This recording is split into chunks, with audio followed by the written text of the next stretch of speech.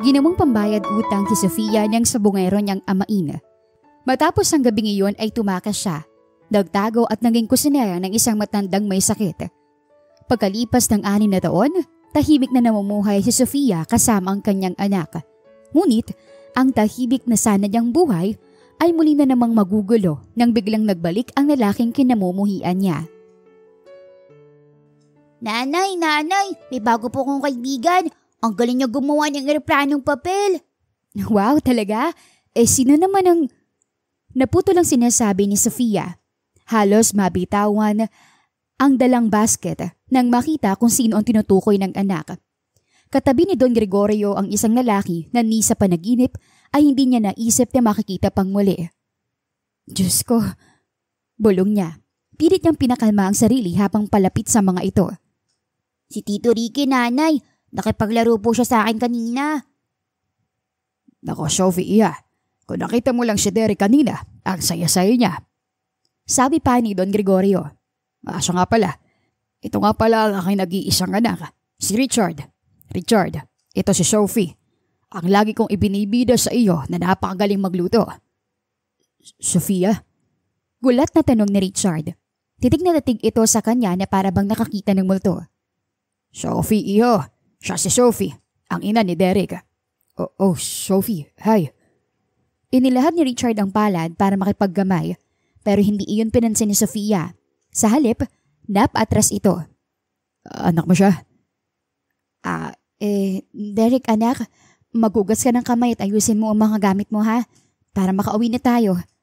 Sa halip ay sabi ni Sofia. Po, pero nanay, sabi ni Lolo dun, tuturuan niya po ako mag-chess. Sa susunod na lang siguro anak. Teka Sophie, bakit naman uuwi na kayo? Maaga pa. Hindi pa kayo na nanghaliang mag-ina.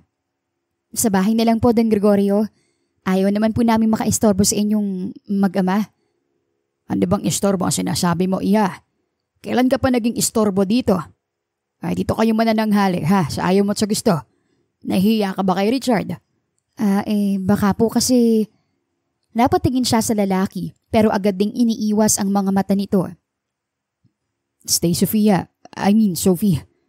Bigla nitong sabi na nagpagulat maging kay Don Gregorio. Sabi nga ni Dad, parati ka na ng pamilya. In fact, he said a lot of good things about you. At gusto ko sanang magpasalamat sa pag-aalaga mo sa kanya. Kaya please, sumabay ka na sa aming mag-lunch. Hindi alam na Sofia kung matutuwa o maiinis sa narinig. Kung makaasta kasi ang lalaki ay para bang ito na ang pinakamabait na tao sa mundo. Hindi na po. Marami pa rin po kasi akong aaskasuhin sa tindahan. Dinaanan ko lang talaga tong si Derek para masundo. Nanay, sige na po. Dito na tayo kumain. O kaya iwan mo na muna ako kina Lolo dun. Derek, hindi pwede. Agad na napalunok si Sofia at hinaplos ang ulo ng anak. Huwag masyadong makulit ha. May mga gagawin din sina Lolo doon kaya hindi mo sila pwedeng istorbohin. Tiningnan siya ni Richard. Hindi naman siya nakakaistorbo. Sa totoo lang, nakakatuwa siya. Bigla ang naging kaba ni Sofia. Palakaibigan lang po itong batang ito. Pero nako, sobrang kulit din. Sagot niya, pilit ang ngiti. Normal naman sa bata, iya. Kung talagang hindi ka makakasabay sa aming kumain, iwan mo na lang muna dito si Derek at balikan mo na lang mamaya. Okay lang naman kay Richard, hindi ba anak? Oo naman, Dad. Hinawakan niya ng mahigpit ang anak. Nako, baka masyadong maglikot ito sa inyo eh. Kakaiba po itong batang ito minsan, lalo na kapag sobrang natutuwa. Natawa si Richard. I can handle him, huwag ka mag-alala. Pero hindi siya naniniwala rito. Dahil matagal nang sira ang pagtitiwala niya sa lalaki. Nanay, sige na po. May pasok na po ako bukas. Gusto ko sana maglaro po ngayon kasama si na Tito Ricky at Lolo doon. Tito Ricky? Tumango si Derek at ngumiti. Yun daw po itawag ko sa kanya eh. Hindi niya mapigilang mapasing mangot na nakita ng matanda. Sophie, ayos ka lang ba? Mukhang hindi maganda ang araw mo. May nangyari ba sa palengke? Wala po, Don Gregorio. Baka hindi lang siya palagay sa akin, Dad. Nako, ganun nga ba, iya? Po, hindi naman po sa... Huwag mong intindihin ito si Richard. Babait na bata naman ito. At nabanggit ko naman na sa kanya ang tungkol sa iyo. Tungkol sa inyo ni Derek, kaya wala kang dapat ipangamba. Alam na niya ang mga ginagawa mo para sa amin dito sa mansyon. Mainit na ang sikat ng araw pero naroon pa rin sa hardin ng mansyon si Richard. Habang naghihintay ng pananghalian. Tahimik ang paligid maliban sa tunog ng maliit na remote na kotse na paikot-ikot sa damuhan. Napahinto siya sa paglalakad nang muling mapansin si Derek na nakasombrero at nakaupo sa gilid ng hardin. Tinutulak-tulak ang kotse gamit ang controller. Nilapitan niya ang bata at umupo sa tabi nito. Hay, nasaan ang nanay mo? Nakangiti niyang tanong. Nagulat ang bata at napalingon sa kanya. Kitang-kita ang kainosentehan sa mukha nito. Agad ring napalitan ng ngiti ang pagkagulat nito. May binili lang po sa palengke si nanay sandali. Sandali siyang natahimik habang nakatingin sa kanya ang bata. Parang may kakaiba sa mga mata nito na hindi niya maunawaan. Ang ganda naman ng laruan mo. Ikaw ang bumili. Umiling ang bata. Pinahiram lang po ni Lolo doon. Gusto mo po hiramin? Napangiti siya. Okay lang ba? Sige po. Masaya nitong sagot. Pwede po ba tayo maglaro, Tito? Sige. Pero sandali lang May gagawin pa kasing importante si Tito eh. Kinuha ni Richard ang controller ng kotse at sinimulang maglaro nang parang bumalik sa pagkabata. Pinaandar niya iyon sa gilid ng mga bato, pinaikot at pinadrift sa damuhan. Tuwang-tuwa naman si Derek na palakpak ng palakpak. Wow, ang galing niyo po pala magmaneho ng ganyan. Mahilig kasi ako sa ganito nung edad mo ko. Teka nga pala, ilang taon ka na ba? 6 po. Sabi nito sabay pakita sa mga daliri nito. Kayo po ilang taon na? Nako, maraming 6 na Derek. Natatawa niyang sabi. Nakipaglaro at nakipag-ulitan si Richard sa bata at ilang beses pang nakipagbiruan at nagtawanan. Noon pa man ay mahilig na siya sa mga bata pero hindi niya inaasahan na matutuwa siya ng ganoon. Daan-daan, Tito, baka mabangga. Natatawang paalala ni Derek. Relax, magaling yatang driver tong tito mo. At pinaikot niya ang kotse sa ilalim ng mesa sa garden. Saka pinadulas pababa, dahilan para mapahiyaw sa tuwa ang bata. At sa mismong sandaling iyon ay dumating si Don Gregorio. Hawak ang tungkod habang binabaybay ang veranda. Aba, hindi ko inaasahan na magaling ka lang magpatawa ng bata anak. Sabay na napalingon sina Richard at Derek. Tumayo siya at napakamot sa batok. Dad, nakakamiss din pala maglaro ng ganito. Nakangiti niyang tugon. Ay pansin ko nga na aliw ka eh. Lolo Don, laro po tayo. Aya ni Derek sa matanda sabay mano. Naku apo, hindi na kaya ng lolo Don ang sumalampak ng ganyan sa sahig. Ngumiti lang ang bata at nagpatuloy niya sa paglalaro habang pinapanood ng dalawa. Matagal ko nang hindi nakakita ang ganyang ngiti sa'yo, Richard. Kailan mo ba kasi balak magkaroon ng sariling pamilya? Aba, masyado kang abala sa negosyo at kung ano-ano plano sa buhay. Baka hindi mo namamalayan, tumatanda ka na pala. Dad, don't take it the wrong way anak. Masarap lang sa pakiramdam na makita kang ganyan, na parang may kulang sa'yo na napupunan. Nagkibit balikat siya. Hindi pa siguro ngayon, Dad. Look at that boy. Nangingiting sabi ni Don Gregorio. Naalala mo yung picture natin sa Baguio nung 6 years old ka? Yung nakahat ka tulad ng hat ni Derek. At may hawak na ring remote control noon pa lang. Magkahawig kayo, look. Muli niyang tiningnan ng bata at naglalaro pa rin at saglit siyang natahimik. Hindi ka na bumabata, Richard. At lalo na ako. Aba, gusto ko namang ma-enjoy ang pagiging lolo ng mahabang panahon. Soon, Dad. May mga bagay lang ako kailangang ayusin. And I promise, kapag naayos ko na yun, hindi niyo na ako kailangang piliting bumuo ng pamilya. Dahil ako na mismo magpapakilala sa inyo ng babaeng papakasalan ko. Ay, mabuti naman at nakauwi ka anak. Iyon ang sabi ni Don Gregorio nang naroon na silang lahat sa harap ng mesa. Tahimik lang si Sofia samantalang nauna nang naupo ang anak na si Derek sa tabi niya. Kamusta ang biyahe? Mahaba, Dad. Natatawa nitong tugon. Pero worth it naman. Inilibot ng binata ang paningin sa paligid. Wow, wala pa rin nagbabago sa mansyon Parang bumalik ako nung high school days ko. Syempre iho, alam kong sabik na sabik ka sa ganitong tanawin. Kahit nung pinarenovate ko, Siniguro ko mamaintain ang lumang itsura tulad ng dati. Dahan-dahan na rin itong naupo kasunod ni Sofia. Oh, siguradong gutom na gutom ka na. Ay nako, tiyak na matutuwa ka sa inihanda namin sa'yo ngayon. Nanlaki ang mga mata ni Richard nang makaupo sila sa habag. Adobo, lumpia, sinigang, embutido, menudo, kare-kare. May leche flan pa at fruit salad. Teka. Ang pag-aakala ko matagal pang fiesta dito sa atin ah. Oo anak, matagal pa. Para sa iyong lahat ng yan anak. Gusto ko matikman mo ang mga putahe na matagal mo nang hindi natitikman mula nang lumipad ka pa Amerika. Thanks Dad. Ngayon ko naramdaman na gutom na ako ah. Halatang nagustuhan ni Ricky ang lahat ng nakahanda sa hapag at napapatango pa ito sa tuwing sumusubo ng pagkain. Napansin din ito na magana sa pagkain ng ama kaya napangiti ito. Mabuti naman Dad, malakas na kayong kumain ngayon. Naalala ko noon reklamo ng reklamong doktor nyo dahil kahit anong gamot na pampaganang ibigay sa inyo, hindi pa rin kayo kumakain. Tumango si Don Gregorio at ngumiti. Isipin mo naman anak, kung ganito kasarap ang ihahain sa akin araw-araw, mawawalan pa ba ako ng gana? Kung sabagay nga Dad, siya nga pala, siya ba yung pinagmamalaking yung kusinera? Tanong nito sabay tingin kay Sofia. Oo anak, siya at wala ng iba. Mukhang wiling-wili kayo sa kanya. Ayaw naman. Tingnan mo nga't ang laki na ng ikinasigla ng katawan ko, hindi ba?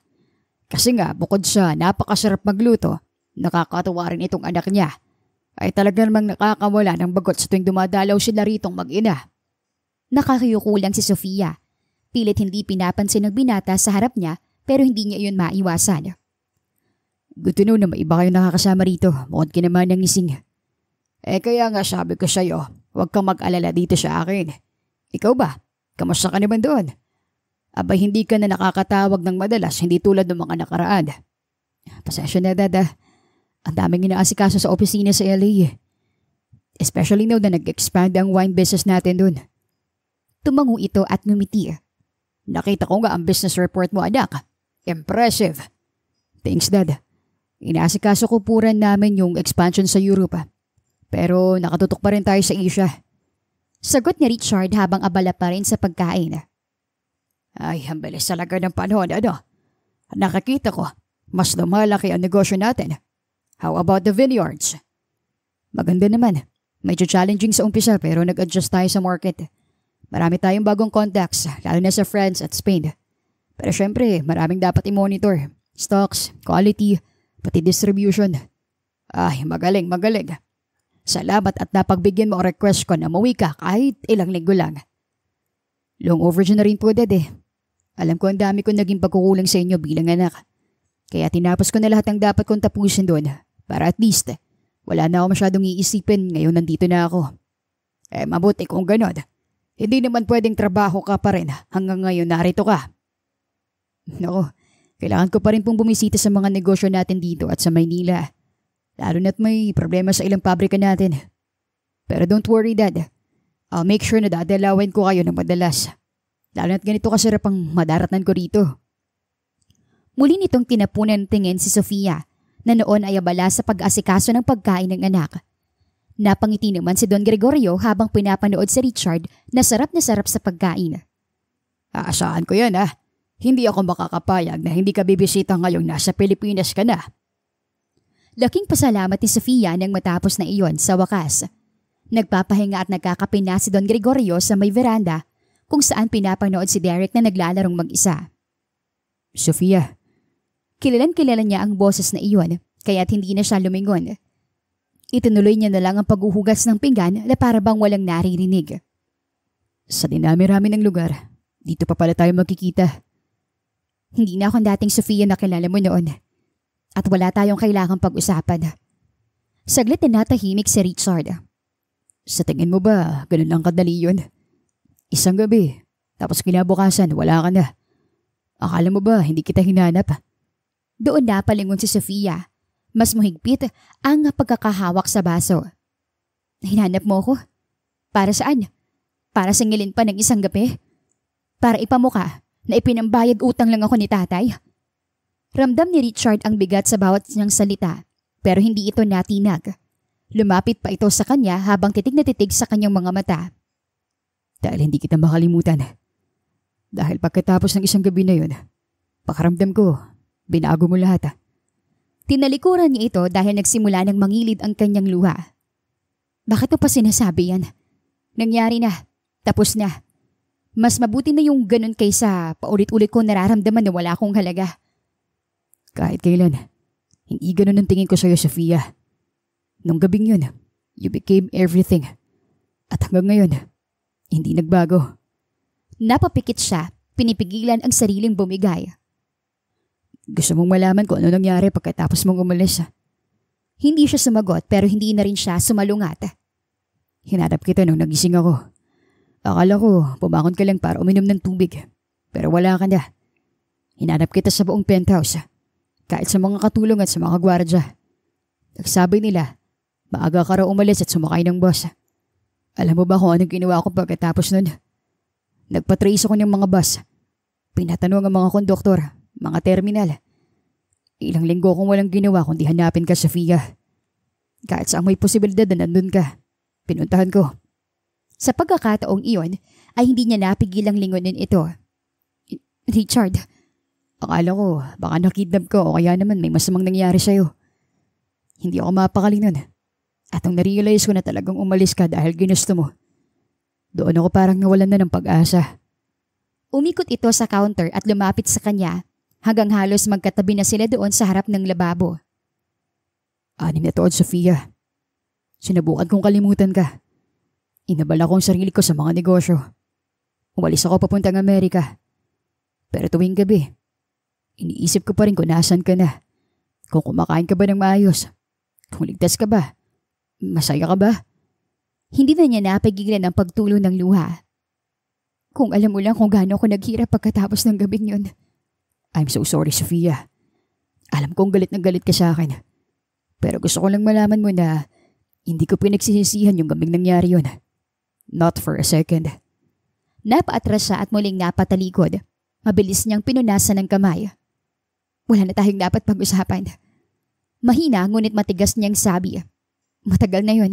Huwag na nating balikan ng nakaraan. Ganun na lang. 6 na taon akong kinakain ng konsensya ko. Hindi ko pwedeng basta na lang kalimutan yung nakaraan.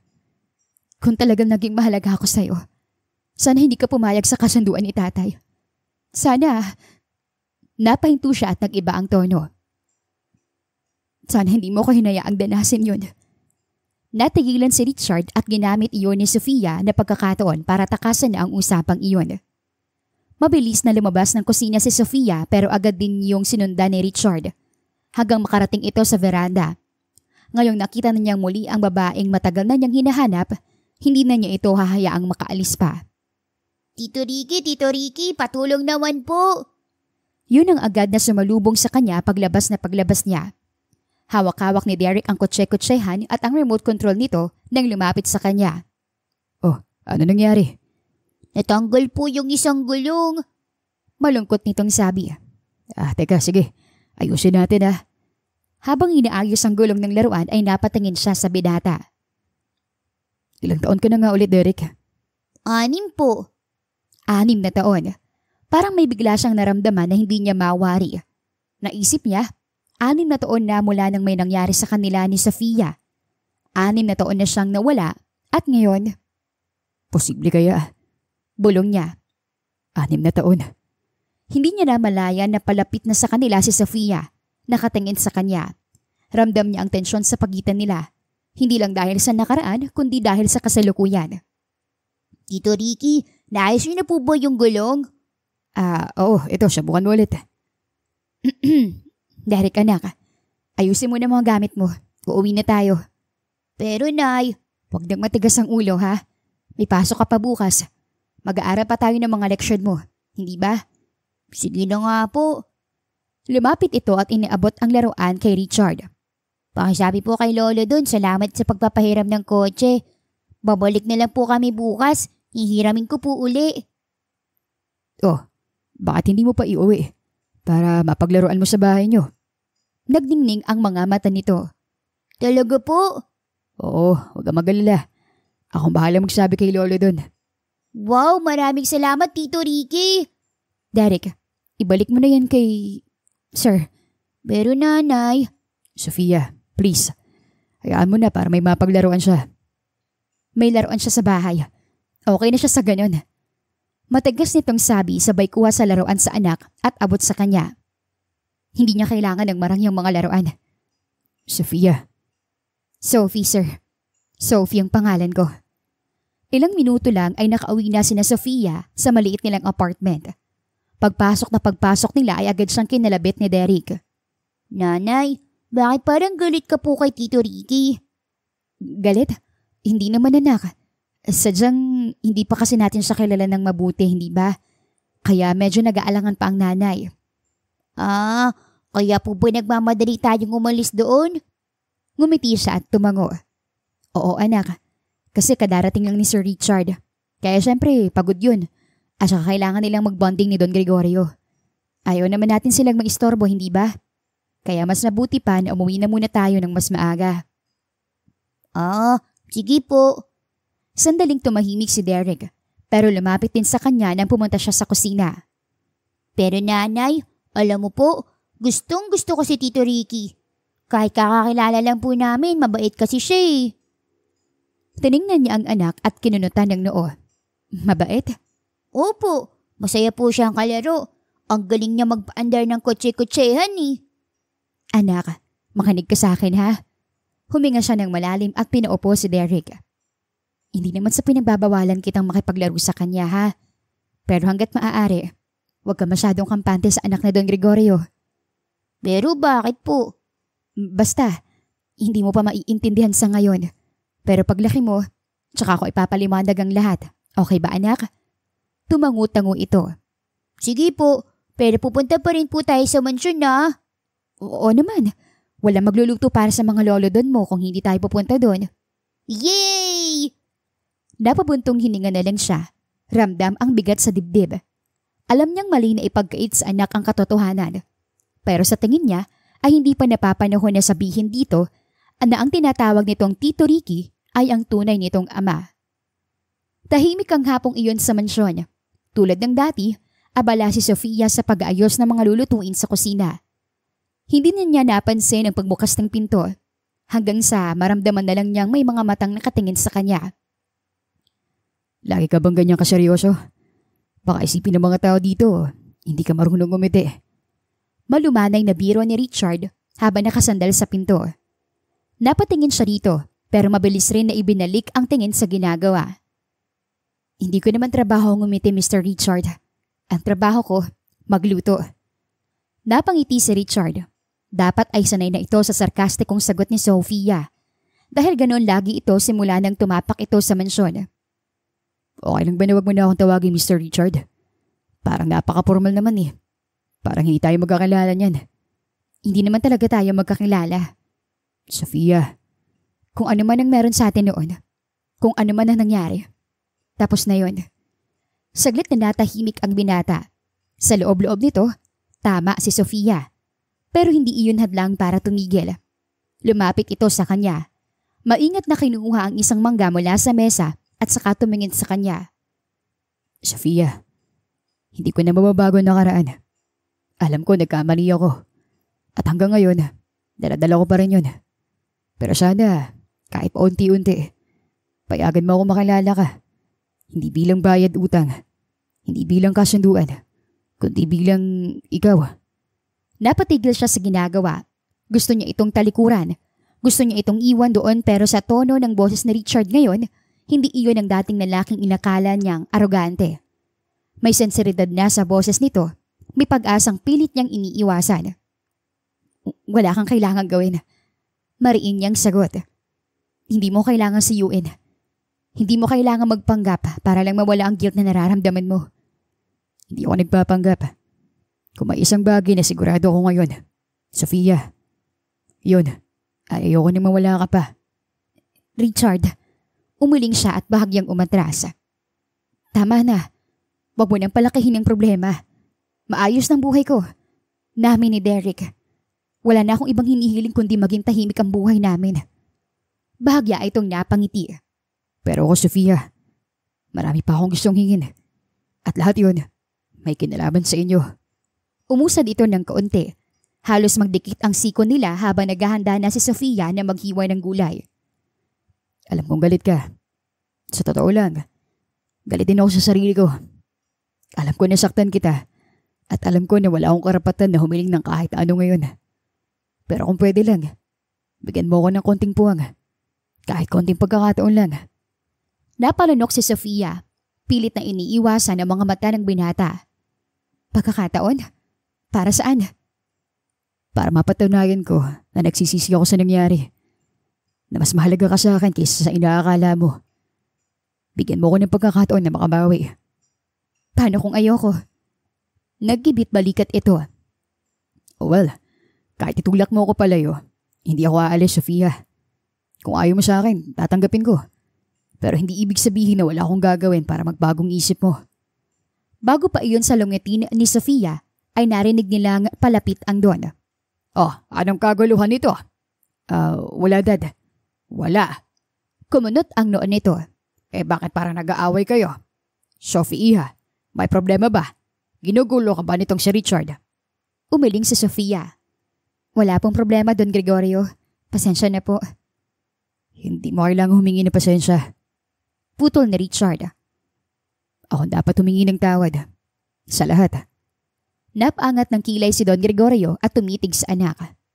Richard, ano ba talaga nangyayari? May kailangan ka ba kay Sophie? May problema ka ba sa kanya? Dad, Richard, ayoko na may sekreto dito sa bahay. Kung may dapat akong malaman, sabihin niyo na ngayon. Nagkatinginan sina Sofia at Richard. Parehong may takot sa mga mata.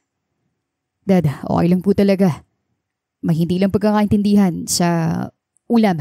Yun lang. Ulam? Natawa si Don Gregorio. Ikaw talaga. Pati pagluluto nitong si Sophie, pinapakailaman mo.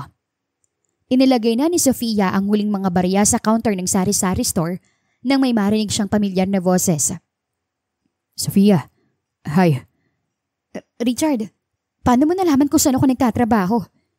Taka niyang tanong dito. Nabanggit lang ni Dad minsan. Naisip ko lang na dumaan.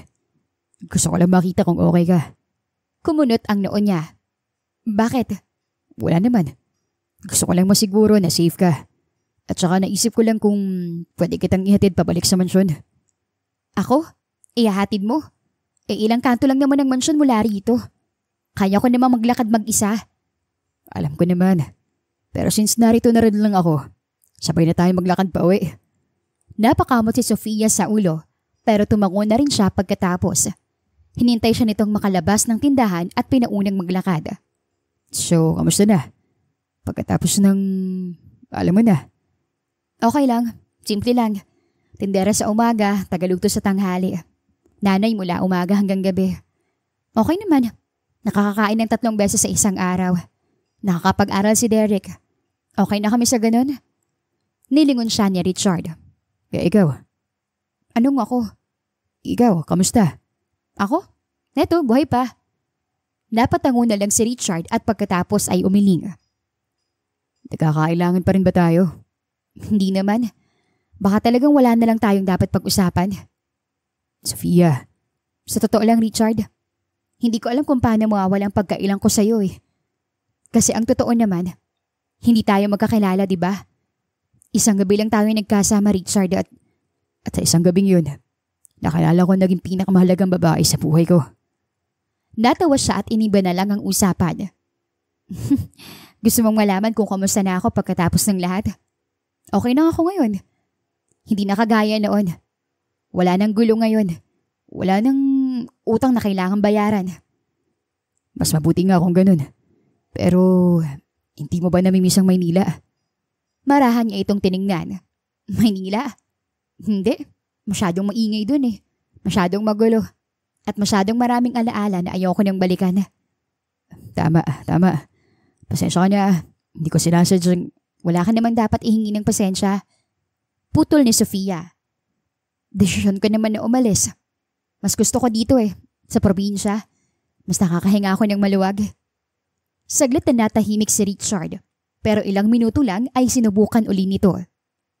So, yung trabaho mo sa tindahan, pagluluto mo sa mansyon, pag-aalaga sa anak mo, hindi ka ba napapagod? Siyempre napapagod din. Pero ganun talaga eh. Wala naman ako ibang pagpipilian dahil wala akong ibang aasahan kundi ako lang. Sanayan na lang din talaga. Tsaka masaya naman ako sa ginagawa ko. Alam mo, isa yan sa mga nagustuhan ko sa'yo. Hindi ka sumusuko sa kahit anong problema. Nagustuhan sa akin? Natawa siya. Uy, Sophie! Malakas na boses sa likuran nila. Isang matangkad na lalaki ang halos patakbong lumapit sa kanya. Dala ang isang bayong. Kumaway pa ito sa kanya. Pauwi ka na? Oo, pauwi na. Galing sa tindahan. Ikaw? Napatingin muna ang binata kay Richard bago sumagot. Pauwi na rin. Kakapamili ko lang ng bibebenta bukas eh. Sino itong kasama mo? Kaibigan mo? At bago pa nakasagot si Sofia, ay inilahad na ni Richard ang palad sa lalaki. Richard, matagal na kaming magkakilala ni Sofia. Ikaw, magkakilala? Nag-aalangan itong nakipagkamay. Manuel pare. May pwesto ako sa palengke, karinderya. Sofia, kamusta naman si Derek? Naku ayun, makulit pa rin. May mga bagong laruan eh, kaya hindi na nakakasama sa akin sa palengke. Ganun ba?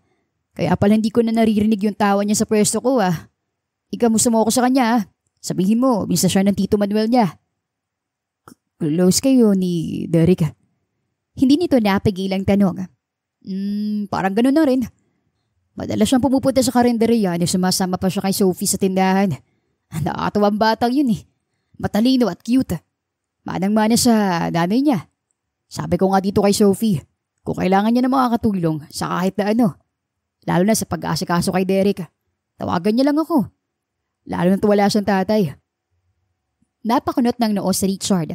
Halatang hindi nagustuhan ng narinig. Well, actually, may tatay siya. Hindi ba, Sofia? Natawa si Manuel. Oo naman, may tatay si Derek. Siyempre.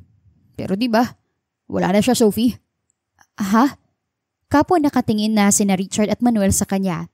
Kapwa naghihintay ng kanyang isasagot. Kasi, sa ngayon, wala ang tatay ni Derek. Pero babalik na yun. Seryosong sabi ni Richard na ikinakunot ng noo ni Sofia. Sana nga kasi kawawa naman yung bata eh. Madalas maghanap ng tatay eh. Sige, mauna na ako sa inyo Paalam ni Manuel. Sophie, daan ka sa karinderya kapag may oras ka. Tsaka dalawin ko rin si Derek minsan. Tumango na lang si Sofia kay Manuel bago ito tuluyang lumayo. At nang silang dalawa na lang uli ni Richard ay napatingin siya nito. Anong ibig mo sabihin kanina? Alin doon? Yung babalik din ng tatay ni Derek. Para hindi isipin ng Manuel na yun na kailangan niya maging father figure kay Derek. Maaga pa lang ay abala na si Sofia sa kusina ng mansyon. Tahimik siya naghihiwa ng mga sangkap habang kumukulo na ang niluluto. Ganoon na ang nakasanayan niya. Tahimik, simple, walang istorbo. Pero nag-iba na simula nang bumalik sa eksena si Richard. Ang bango ng niluluto mo Narinig ni Sofia na sabi nito mula sa pinto ng kusina. Hindi niya ayon nilingon. Sa halip ay nagpatuloy lang siya sa paghihiwa ng sibuyas na parang walang naririnig. Hindi ko na kailangang tikman para malaman. Siguradong masarap yan. Kung may kailangan ka, kay manang ising ka na lang lumapit. Actually, kailangan ko nito. Lumapit ito at tinampot ang isang patatas at kutsilyo. Magaling din naman ako magbulat baka makatulong ako. Hindi na. Mabilis niyang sabi. Pubunang hawakan niyan at baka masugatan ka pa. Pero sadyang mapilit ang binata. Tahimik lang nitong sinimula ng pagbabalat na parang sanay na sanay. At maya-maya ay iniabot sa kanya ang natapos na nitong balatan. Kumpleto pa naman ang mga daliri ko. Napabuntong hininga na lang si Sofia. Pilit pinapakalma ang sarili. Pakiusap. Huwag mo na akong istorbohin. Marami pa akong kailangan tapusin dito. Di naman kita yung istorbo. Naupo ito at sumandal habang pinapanood siya sa ginagawa. Nakakapanibago lang. After all these years, finally, nandito na ulit ako. At sa wakas, nakita na ulit kita na ganito. Natural. Totoo. Hindi mo ako kilala, Richard. Di hayaan mo akong kilalanin ka. Sa wakas, napatingin na si Sofia rito. Diretso sa mga mata. May galit pa rin at takot na pilit itinatago. Hindi ganun kadali. Hindi mo pwedeng burahin ang ganun na lang ang nangyari noon. At lalong hindi ka pwedeng basta pumasok na lang uli sa buhay namin na parang walang nangyari. Hindi ko gustong burahin yun. Seryoso nitong tugon. Gusto ko lang patunayan na kaya ko magbago. Na iba na ako ngayon. Na kaya ko na maging taong pwede mo mapagkatiwalaan. Iwan mo na ako dito. Please. Pero umiling ito. Hindi na kita iiwan, Sofia. Wala siyang naitugon doon. Ramdam niya na nakaupo pa rin si Richard sa tabi niya. Hindi umaalis kahit ilang ulit na niya itong pinaaalis. Richard, seryoso. Hindi ako komportable na nandito ka. Alam ko. Pero hindi rin ako komportable habang pinapanood kong gumagawa dito sa kusina. Habang ako nakaupo lang. Kaya hayaan mo kong tumulong, please. Kaya ko naman tong mag-isa. Araw-araw ko na itong ginagawa kaya sanay na ako. Pero hindi siya pinansin ni Richard. Kinuha nito ang mga labano sa mesa at nagsimulang magbalat. Tahimik, maingat. Napatingin na lang si Sofia at napailing. Hindi ka naman marunong magluto Pero hindi ibig sabihin hindi ako marunong magbalat at maghiwa. At higit sa lahat, marunong akong makinig. Marunong din ako sumunod kaya utusan mo lang ako. Kahit ano gagawin ko. Hindi mo naman kailangan gawin yan. Sabi ko nga, wala kang dapat patunayan. Meron. Dahil marami akong pagkukulang sa'yo. Nag-init ang pisngi ni Sofia at agad na umiwas ng tingin. Huwag na nating pag-usapan yan. Pero kailangan, Sofia. Dahil kung hindi natin pag-uusapan, hindi ka maniniwala na seryoso ko sa lahat ng to. Na kahit ilang sibuyas ang magpaiyak sa akin, hindi ako aalis hanggat hindi kita napapangiti kahit konti. Ewan ko sa'yo. Bahala ka. Basta kapag nasugatan ka riyan, hindi kita tutulungan Habang naghihiwa si Sofia at nagbabalat si Richard, ay biglang bumukas ang pinto ng kusina. Nanay! Nanay! Sigaw ni Derek habang patakbong palapit sa kanila. Ang bango na niluluto mo, Nay! Pwede ko na bubuntikman yan? Nako, hindi pa Derek. Hindi pa luto Mamaya kapag naluto na, sasabihin ko sa'yo Sige na, doon ka na muna sa labas maglaro. Pwede po ba dito muna ako? Nandito din naman si Tito Ricky. Bago pa iyon sa lungutin ni Sofia, ay kinarga na ni Richard si Derek at iniupo sa upuan sa tabi nito. O sige, dito muna tayo Tutulungan natin ang nanay magluto. Yay! Pwede ko bang aluin ang niluluto ni nanay? Oo naman, Derek. Sagot ni Richard. Kinuha nito ang sandok at inabot sa bata. Hinawakan nito ang kamay niyon at iginiya sa paghahalo. Dahan-dahan lang dapat para hindi tumalsik at tumapon. Napatingin si Sofia kay Richard. Napansin ang sinseridad. Tito Ricky, bakit po bait niyo po sa akin? Hindi naman po tayo matagal magkakilala. Biglang tanong ni Derek na nagpalaki ng mga mata ni Sofia. Siguro kasi mabait ka rin. Tsaka cute. At tsaka siguro kasi gusto ko maging kaibigan mo. Okay lang ba na maging magkaibigan tayo? Matamis ng ngiti ang itinugon ng bata. Siyempre naman po. Napatingin si Sofia sa mga ito. Pilit pinipigil ang sarili na mapangiti. Derek, huwag masyado makulit Baka makalutan sa'yo si Tito Ricky. Okay lang. Salungat naman nito. Kahit gaano kakulit tong si Derek, kayang-kaya. Buti na lang may Tito Ricky na ako. Dito na po ba kayo titira, Tito? Gusto mo ba na dito na ako tumira? Maraming tango ang sinagot ni Derek. Para po lagi akong may kalaro. Derek anak, sabat naman ni Sofia. Busy siya sa trabaho. Hindi mo rin siya laging makakalaro. Pwede naman akong gumawa ng paraan. Sabi ni Richard sabay kindat bago bumaling kay Derek. Hindi mo na itatanong, Derek. Ang Tito Ricky mo ang boss sa opisina. Pwede siyang hindi pumasok kapag gusto mo ng kalaro. Wow, talaga po, Tito. Ibig sabihin mayaman po kayo. Ano po bang trabaho niyo, Tito? Napailing na lang si Sofia. May negosyo ko. Kami ni Lolo doon. Tapos ako, nag-uutos sa mga tao kung anong gagawin. Sinisigurado ko na ginagawa nilang trabaho nila ng tama. Ako rin ang nagpapasweldo sa kanila. Ang galing naman. Paglaki ko, gusto ko rin maging katulad mo, Tito Ricky. Aba, oo naman. Basta mag-aral ka mabuti. Tapos tuturuan kita ng dapat mong malaman para maging magaling na boss. Okay ba yun? Okay na okay po. 12:00 na ng tanghali, labasan na ng mga estudyante sa gate ng eskwelahan. Nasa gilid si Sofia, nakapamaypay habang hinihintay ang anak nang biglang nagkagulo ang paligid. Nagulat na lang siya nang biglang may isang itim na mamahaling SUV ang biglang huminto sa harap niya. Napaangat ng kilay ang mga magulang at sumusundo dahil hindi pangkaraniwan ang ganoong mga magagarang sasakyan na hihinto sa eskwelahan. Richard? Halos pabulong niyang tanong nang makita kung sino ang bumaba mula sa sasakyan. Anong ginagawa mo rito? Sinusundo si Derek. Napanganga siya. Ha? Bakit? Tito Ricky! Hindi na naituloy ni Sofia ang protesta nang biglang dumating si Derek. Humahangos ito at agad na yumakap. Hindi sa kanya, kundi kay Richard. Tinatuon niyo po yung pangako niyo na susunduin niyo ako. Syempre. Sabi ko naman sa'yo, lahat ng pinapangako ko, tinutupad ko, hindi ba? Parang tumigil ang mundo ni Sofia at hindi niya alam kung maiinis o matutuwa sa eksena. Kahit may mga magulang sa paligid na pasimpleng nakatingin at nagbubulungan, tila walang pakialam si Richard at kinarga pa ang kanyang anak. Richard, hindi mo na dapat ginawa to. Baka nakakaistorbo na sa trabaho mo at saka...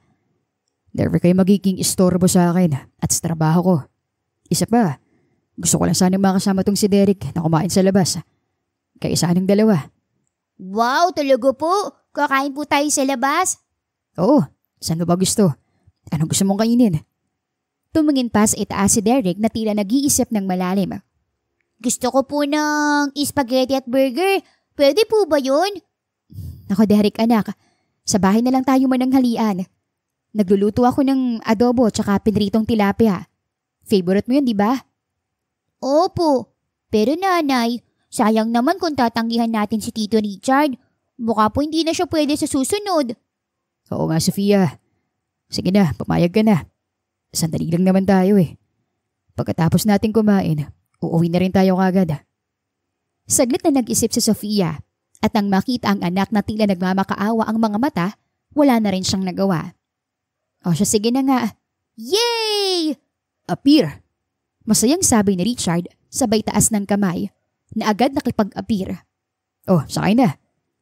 Nag-atubili pa muna si Sofia pero sumunod na lang siya nang nauna ng sumakay ang anak.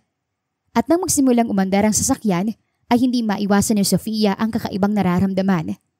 Magkakahalong kaba, inis at kaunting kilig kahit pa nga ayaw niyang aminin. At si Richard, habang nagmamaneho ay palihim na napangiti. Para itong nakahanap ng bagong misyon. Hindi lang makuha ang tiwala ni Sofia, kundi ang magkaroon ng pamilya na hindi nito alam na matagal na palintong kailangan. Puno ang fast food chain ng mga estudyante, empleyado at mga pamilya. Maingay sa loob, amoy fried chicken at burger, at mahaba-haba na rin ang pila sa counter. Nanay, gusto ko po ng fried chicken at spaghetti. Sigaw ni Derek na excited na nagturo sa menu board. Oo na sige, pero wag masyadong maingay anak ha, nakakahiya sa mga tao eh. Mahinang saway ni Sofia sa anak. Hayaan mo siya, excited lang ang bata. O sige Derek, ano pang gusto mo? Soft drinks po tsaka ice cream. Okay, sige, orderin natin lahat ng yan. Richard, wag lahat, baka masayang lang. Pero umiling ito. Di i-take out natin kapag hindi na ubos. Para may merienda pa si Derek pag uwi sa bahay. Di ba Derek? Opo, pero mauubos ko pong lahat ng yan, Tito. Oo, nakita mo na. Mauubos naman pala ng bata eh. Pagkaupo nila ay agad na nagsimula sa pagkain si Derek. Wow, nanay, tingnan mo. Ang dami ng pagkain natin para may birthday. Siyempre. Sagot naman ni Richard habang inaayos ang pagkain sa mesa. Balita ko kasi mataas ang grades mo eh. Reward mo yan. Thank you po, Tito. First honor nga daw po ko sabi ni teacher. Wow, ang galing naman ng anak ko. Anak mo, Sofia. Nanlaki ang mga mata ni Sofia dahil doon. Natahimik siya at napailing. Ganon din si Richard dahil sa hindi sinasadyang nasabi. Sofia. Basag ni Richard sa katahimikan. Ano bang nakahiligan ni Derek? Bago pa makasagot si Sofia, ay inananahan na siya ng anak. Mahilig po ako mag-drawing, Tito. Tsaka gusto ko rin po mag-basketball. Pero mas gusto ko po mag-drawing ng mga building Kasi gusto ko po maging engineer para makagawa po kami ng malaking bahay para kay nanay. Nagpangiti iyon kay Richard. Engineer ah. Alam mo ba, Derek? Mahilig din ako mag-sketch. Sa susunod, bibili tayo ng mga gamit tulad ng lapis at papel. Pati mga Crayola, tapos tuturuan kita mag-drawing. Gusto mo ba yun? Wow, talaga po. Sige tito pangako. Pangako. Agad na sagot ni Richard sabay taas ng kanang kamay na parabang nanunumpa. Si Sofia naman ay walang magawa kundi ang makinig lang at manood sa dalawa. Dahil alam niya kung gaano ka-espesyal ang araw na iyon para sa anak na matagal nang pinapagarap ang ganoong eksena. Richard, akala ko ba'y luluwas kang maaga dahil may business meeting ka? Tanong ni Don Gregorio sa anak nang makita siya nitong nakaupo sa may veranda. Kinansela ko muna, Dad. Hindi naman ganun ka-importante kaya pwede namang i-reschedule. Besides, mas gusto ko muna dito sa mansyon. Napataas ng kilay ang matanda. Agad na napansin na malimit ang paglingon nito sa bandang kusina kung saan abala si Sofia sa paghihiwa ng mga rekado. Abay, parang alam ko na kung bakit mas gusto mong manatili muna dito Dating serious, Dad. Mas nakaka-relax lang talaga dito sa atin. Mas tahimik. Mas sariwang hangin. Napangiti ang Don. Halatang hindi kumbensido sa dahilan ng anak. Lalo lang itong nagduda nang napangiti si Richard nang makita nitong palabas si Derek mula sa kusina. Bit-bit ang isang bola. Dad, what do you think kung mag-outing tayo? Sa beach kaya o kahit simpleng dinner lang out of town? Para naman makalabas-labas kayo. Napatingin ito sa kanya. Halatang nagulat. Out of town? Tayong dalawa lang? Well, ikaw, ako.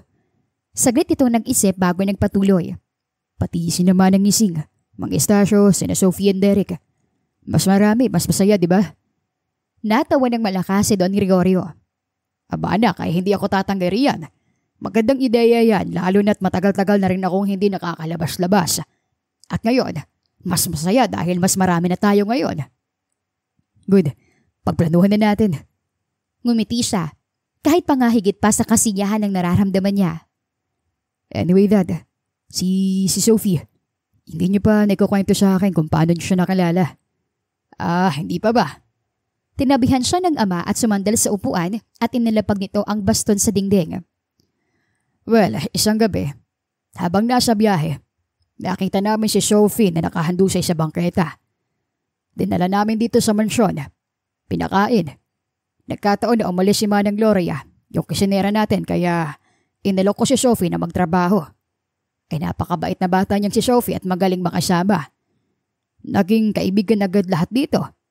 Hanggang sa ilang buwan pa lang, nalaman niya na nagdadalang tao siya. Napatingin siya sa ama. Kailan to, Dad? 6 years ago. Simpleng tugon ni Don Gregorio. Walang kamalay-malay sa bigat ng bawat salitang binibitiwan. Ay nako, mas salimuot ang kwento ng buhay ni Sophie. At hanggat maaari, ayoko makialam. Basta't napadpad siya rito sa atin nang hindi alam ko saan tutungo. May pinagtataguan sa Maynila. Nanginig ang buong katawan ni Richard. Ngayon, mas napatunayan niya ang kutob niya. Maganda ang ginagawang pag-aalaga at pagpapalaki ni Sophie kay Derek. Muli niyang nalingon ang kusina kung saan naroon pa rin si Sofia. Gusto niya itong lapitan. Gusto niyang magpaliwanag. Pero alam niyang hindi iyon ang tamang oras at tamang lugar. Nakakatawa ang bata, Napakatalino. Malikot, maliksi. Parang ikaw ng bata ka. Biro ng matanda, natatawa. Minsan nga, hindi ko maiwasang isipin na kung nagkaroon ka ng sarili mong anak, baka ganyan din kakulit. Dad, hindi ba niya nabanggit kung kahit minsan, kung sinong ama ni Derek? Wala. At hindi na rin ako nag-usisa pa. Kita mo naman, kayang-kaya niyang buhayin si Derek mag-isa. Kaya hindi ko na tinanong at wala naman akong karapatang makialam pa. Ang importante, ligtas silang mag-ina dito sa mansyon. Pero minsan, alam ko, ramdam ko na may kulang pa rin sa kanilang mag-ina na hindi niya sinasabi. Alam mo na, yung presensya ng ama para kay Derek. Napatingin si Richard sa kawalan. Pilit inaalala ang mga nakalipas sa taon ng paghahanap niya kay Sofia. Bakit parang natahimik ka dyan? May problema ba? Wala naman, Dad. Naisip ko lang, she's one strong woman.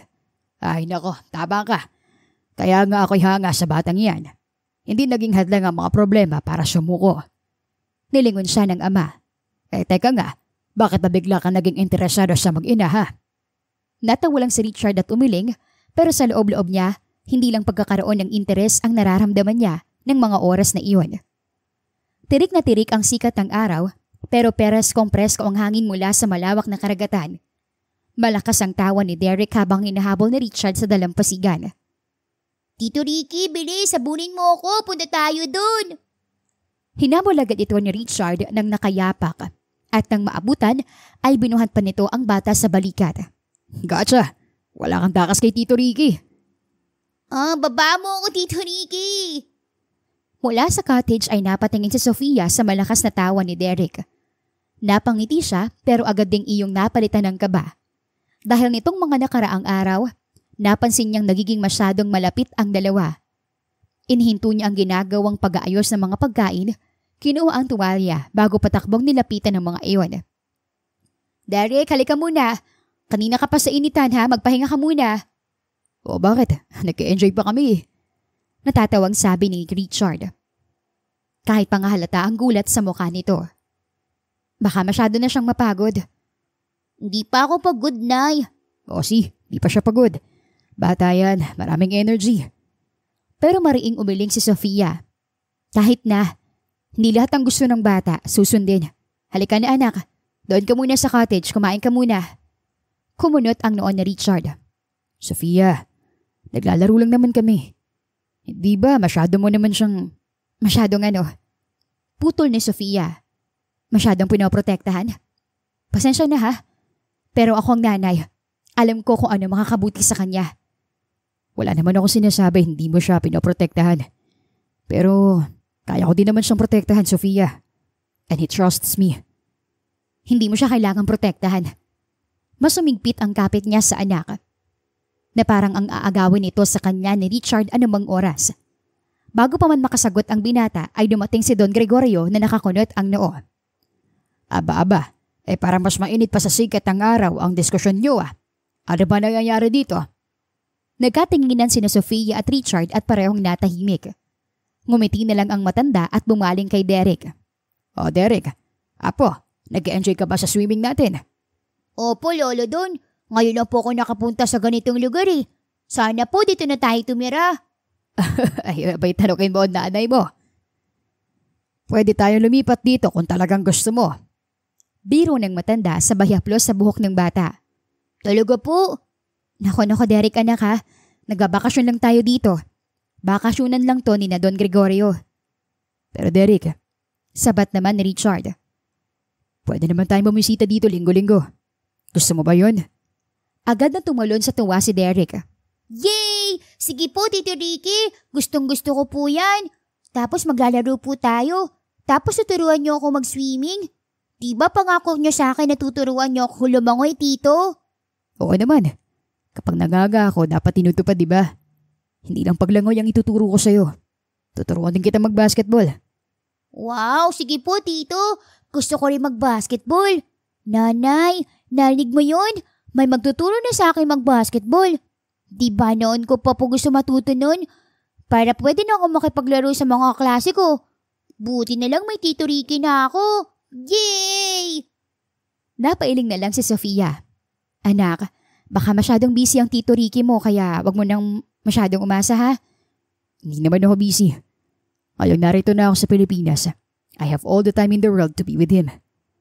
Nanlaki ang mga mata ni Sofia dahil kahit hindi sabihin, mukhang may alam na si Richard sa totoong katauhan ng anak na si Derek. Malapit nang lumubog ang araw pero naroon pa rin sina Richard at Derek sa tabing dagat. Samantalang nakaupo lang si Sofia sa di kalayuan. Pinapanood ang dalawa na abala sa pagtatayo ng sandcastle. Kanina ay nag-aatubili pa si Sofia na maging masyadong malapit ang dalawa. Pero nang makita nito ang kakaibang tuwa ng anak at ang kasabikan ni Richard sa bata, hindi na nito iyon nagawang pigilan. Tito Ricky, tingnan mo tong ginawa ko oh. Tower para sa'yo. Wow, ang galing naman. Pwede ka na maging engineer. Opo, pero gusto ko rin maging piloto. Pwede ba yun, Tito? Yung engineer na piloto pa? Aba, bakit hindi? Basta ba kaya mo pareho pwedeng pwede. Napangiti siya habang pinagmamasdan si Derek na abala rin sa pagtatayo ng sandcastle.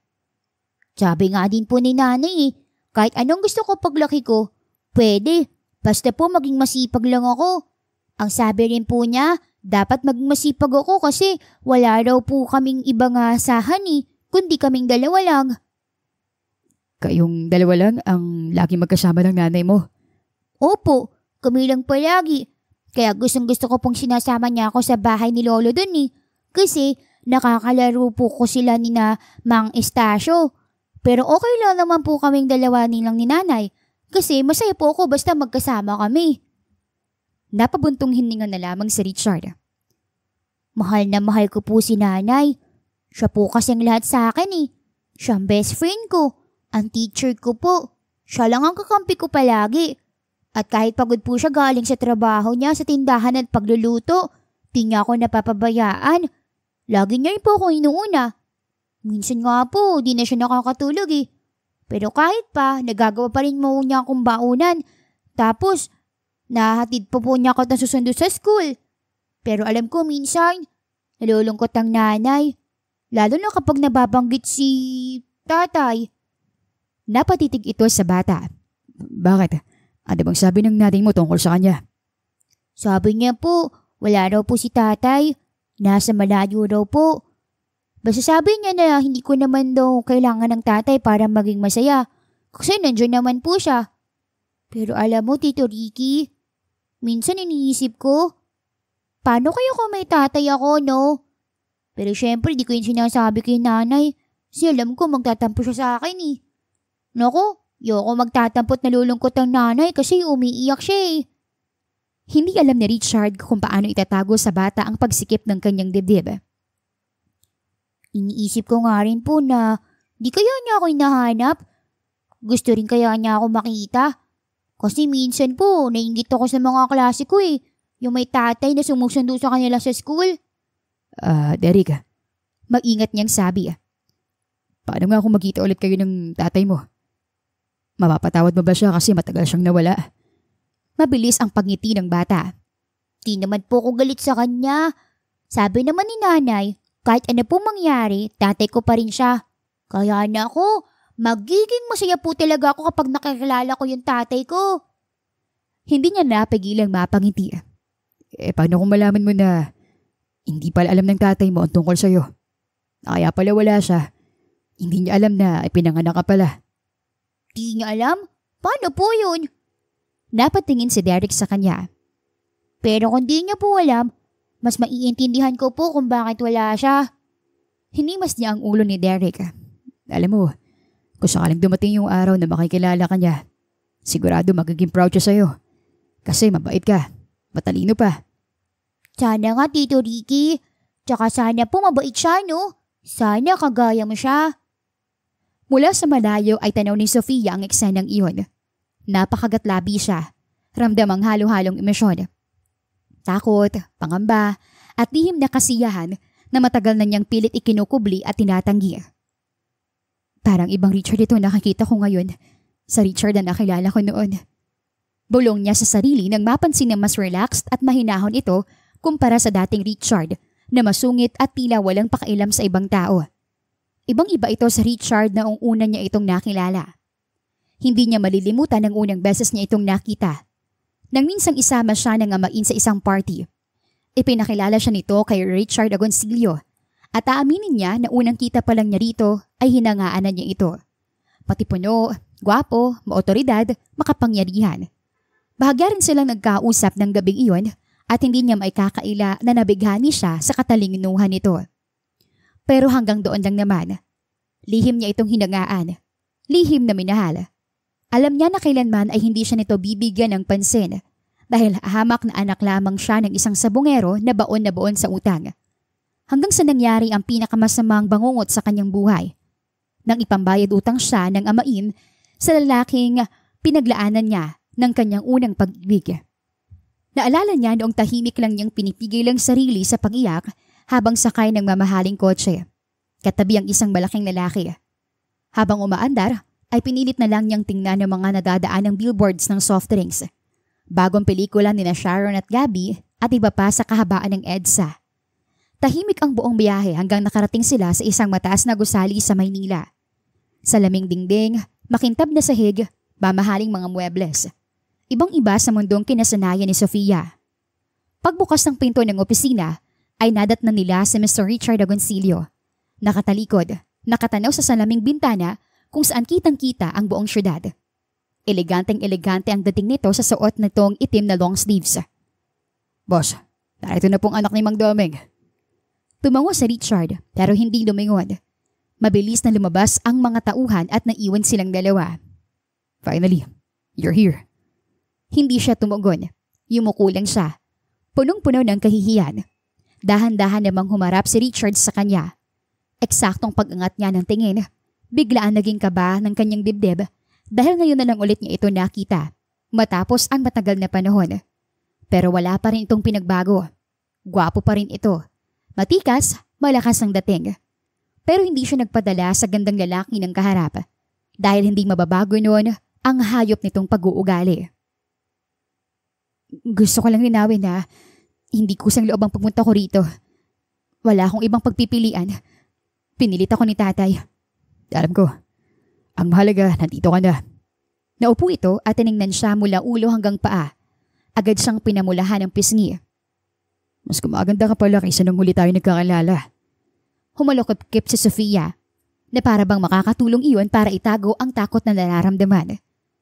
Kung iniisip mo na payo ako sa kabaliwan ng amain ko, nagkakamali ka. Hindi ako laruan.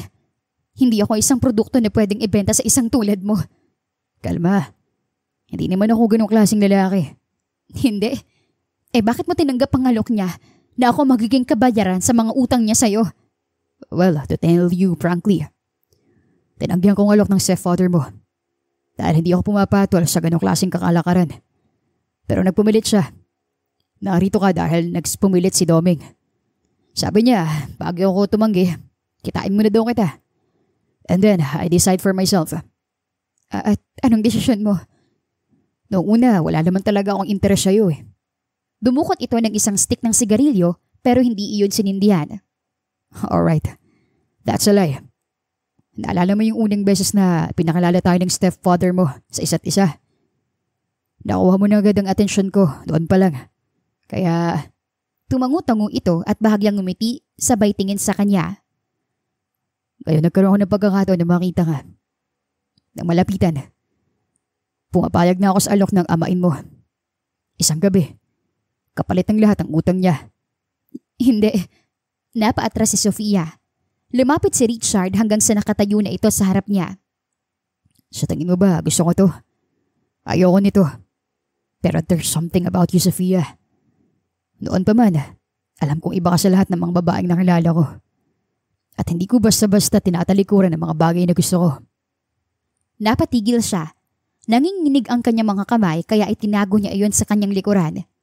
Hindi inalis ni Richard ang paningin nito sa kanya na parabang hinuhusgahan ang buo niyang pagkatao. At sa kanyang mga mata, mas lalong lumalalim ang galit at pagkamuhi, hindi lang sa kanyang amain, kundi pati sa lalaking nasa kanyang harapan. Kung akala mo, nakukuha mo ang gusto mo sa ganitong paraan, nagkakamali ka. Oh, trust me, young lady.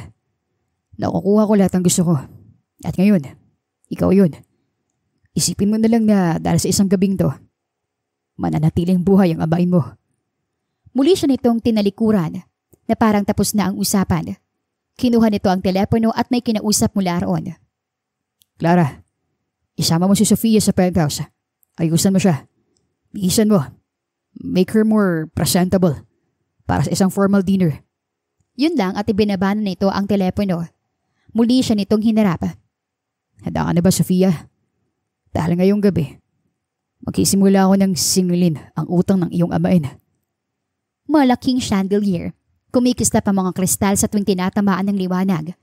Yun ang mga unang napansin niya nang pagpasok niya sa dining hall ng penthouse ni Mr. Richard Agoncillo. Napakaganda ng pagkakaayos ng hapag. Fine china, silverware, candles. Napaka-elegante ni Sofia sa suot na navy blue dress. Simpleng alahas at medyo kulot na buhok. Sa unang pagkakataon, Nakita ni Richard si Sofia hindi bilang isang dalagang inihain ng desperadong amain bilang pambayad utang, kundi bilang isang maganda at eleganteng babae. Hindi nito napigilang mapangiti. Tumayo ito at marahang hinarap si Sofia nang makalapit ito sa mesa. Wow! Yun lang ang nakayanan ni Richard pagkakita sa kanya. Bagay pala sa iyong ganyang aya, Sofia. Yumuko siya at kinuyom ang mga palad. Hindi siya tumugon. Sit. Inalalayan pa siya ng isang unipormadong katulong papunta sa mesa. Kinakabahan siyang naupo at hinayaang pagsilbihan siya nito. Nakatitig lang sa kanya ang binata habang kumakain, kaya hindi siya makatingin dito ng diretsyo. Bakit ganyan kayo makatingin? Just admiring. Hindi ko inaasa na ganyan kaganda kapag naayusan. Lalong namula ang kanyang mga pisngi. Nakakatunaw ang mga titig ni Richard pero hindi niya ito hahayaang makaapekto sa kanya. Salamat. Pero hindi mababago ng mga papuring mong sitwasyon. Alam ko, galit ka at may karapatan ka magalit. Pero gusto kong maintindihan mo. Hindi kita dinala rito para saktan. Oo, may kasunduan kami ng stepfather mo dahil sa utang niya. Pero ganun lang yun. Hindi ako masamang tao, Sofia. Napataas ang kilay niya. Hindi masamang tao? Anong tawag mo dito? Pinilit mo akong sumama sa'yo at pipilitin mo akong gawin ng bagay na hindi ko gusto. Kung talagang gusto kong pilitin, hindi na sana kita kinakausap na maayos ngayon. Hindi na sana kita inaya na mag-dinner ng ganito. Kung masama akong tao, hindi ko na paaabutin sa ganito. Baka ngayon pa lang, iba na ang ginagawa ko sa'yo. Trust me. Nanlamig si Sofia sa narinig. Pero nandito tayo. Having dinner. Kahit na kabayaran ka lang sa utang, hindi ko hayang isipin mo na isang bagay ka lang na pwede kong angkanin ng basta-basta. Naiintindihan mo ba? Sa tingin mo, maniniwala ako sa mga sinasabi mo? Hindi ko na problema kung ayaw mong maniwala. Sumandal ito at pinagmasdan siyang mabuti. Wala akong hinihingi na kapalit sa'yo na kahit ano ngayong gabi. Just your time. We're gonna talk. We're gonna eat dinner. That's it. Dumating na ang kanilang dessert na tahimik nilang pinagsaluhan. Halos hindi makagalaw si Sofia. Panay lang ang titig sa nakahain sa kanyang harap. Hindi naman mapigilan ni Richard ang paminsan-minsang pagtitig sa kanya na lalo lang nagpapalakas sa takot na kanyang nararamdaman. Ayaw na sanang panghimasukan ng problema ng pamilya mo. Pero kung ako sa'yo, matagal ko nang iniwan si Mang Doming. Hindi siya magandang halimbawa bilang ama sa'yo, Sofia. Wala na akong pamilya kundi siya. Simula nung namatay si nanay, siya na lang ang kasama ko sa buhay. Hindi ka naman niya sinasaktan. May himig ng pag-aalala nitong tanong. Hindi, mabait si tatay sa totoo lang. Bata pa lang ako, siya na yung tumayong ama ko. Pero nang nawala si nanay, gabi-gabi na siyang lasing.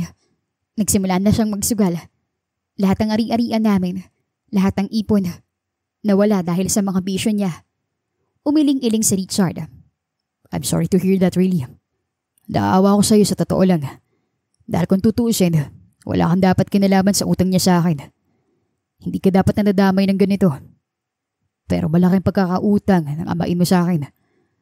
At matagal na niyang ipinangako na magbabayad siya. At hindi yun basta-basta para kalimutan lang ng ganun lang. Naglakas loob si Sofia na magtaas ng tingin. Hindi ba pwedeng hulugan kong utang ni tatay? O kaya maninilbihan ako sa inyo ng walang bayad? Kahit habang buhay. Basta wag lang ganito. Sa umpisa ay natawa si Richard at pagkatapos ay umiling. Hindi ko kailangan ng pera mo. I have more than enough.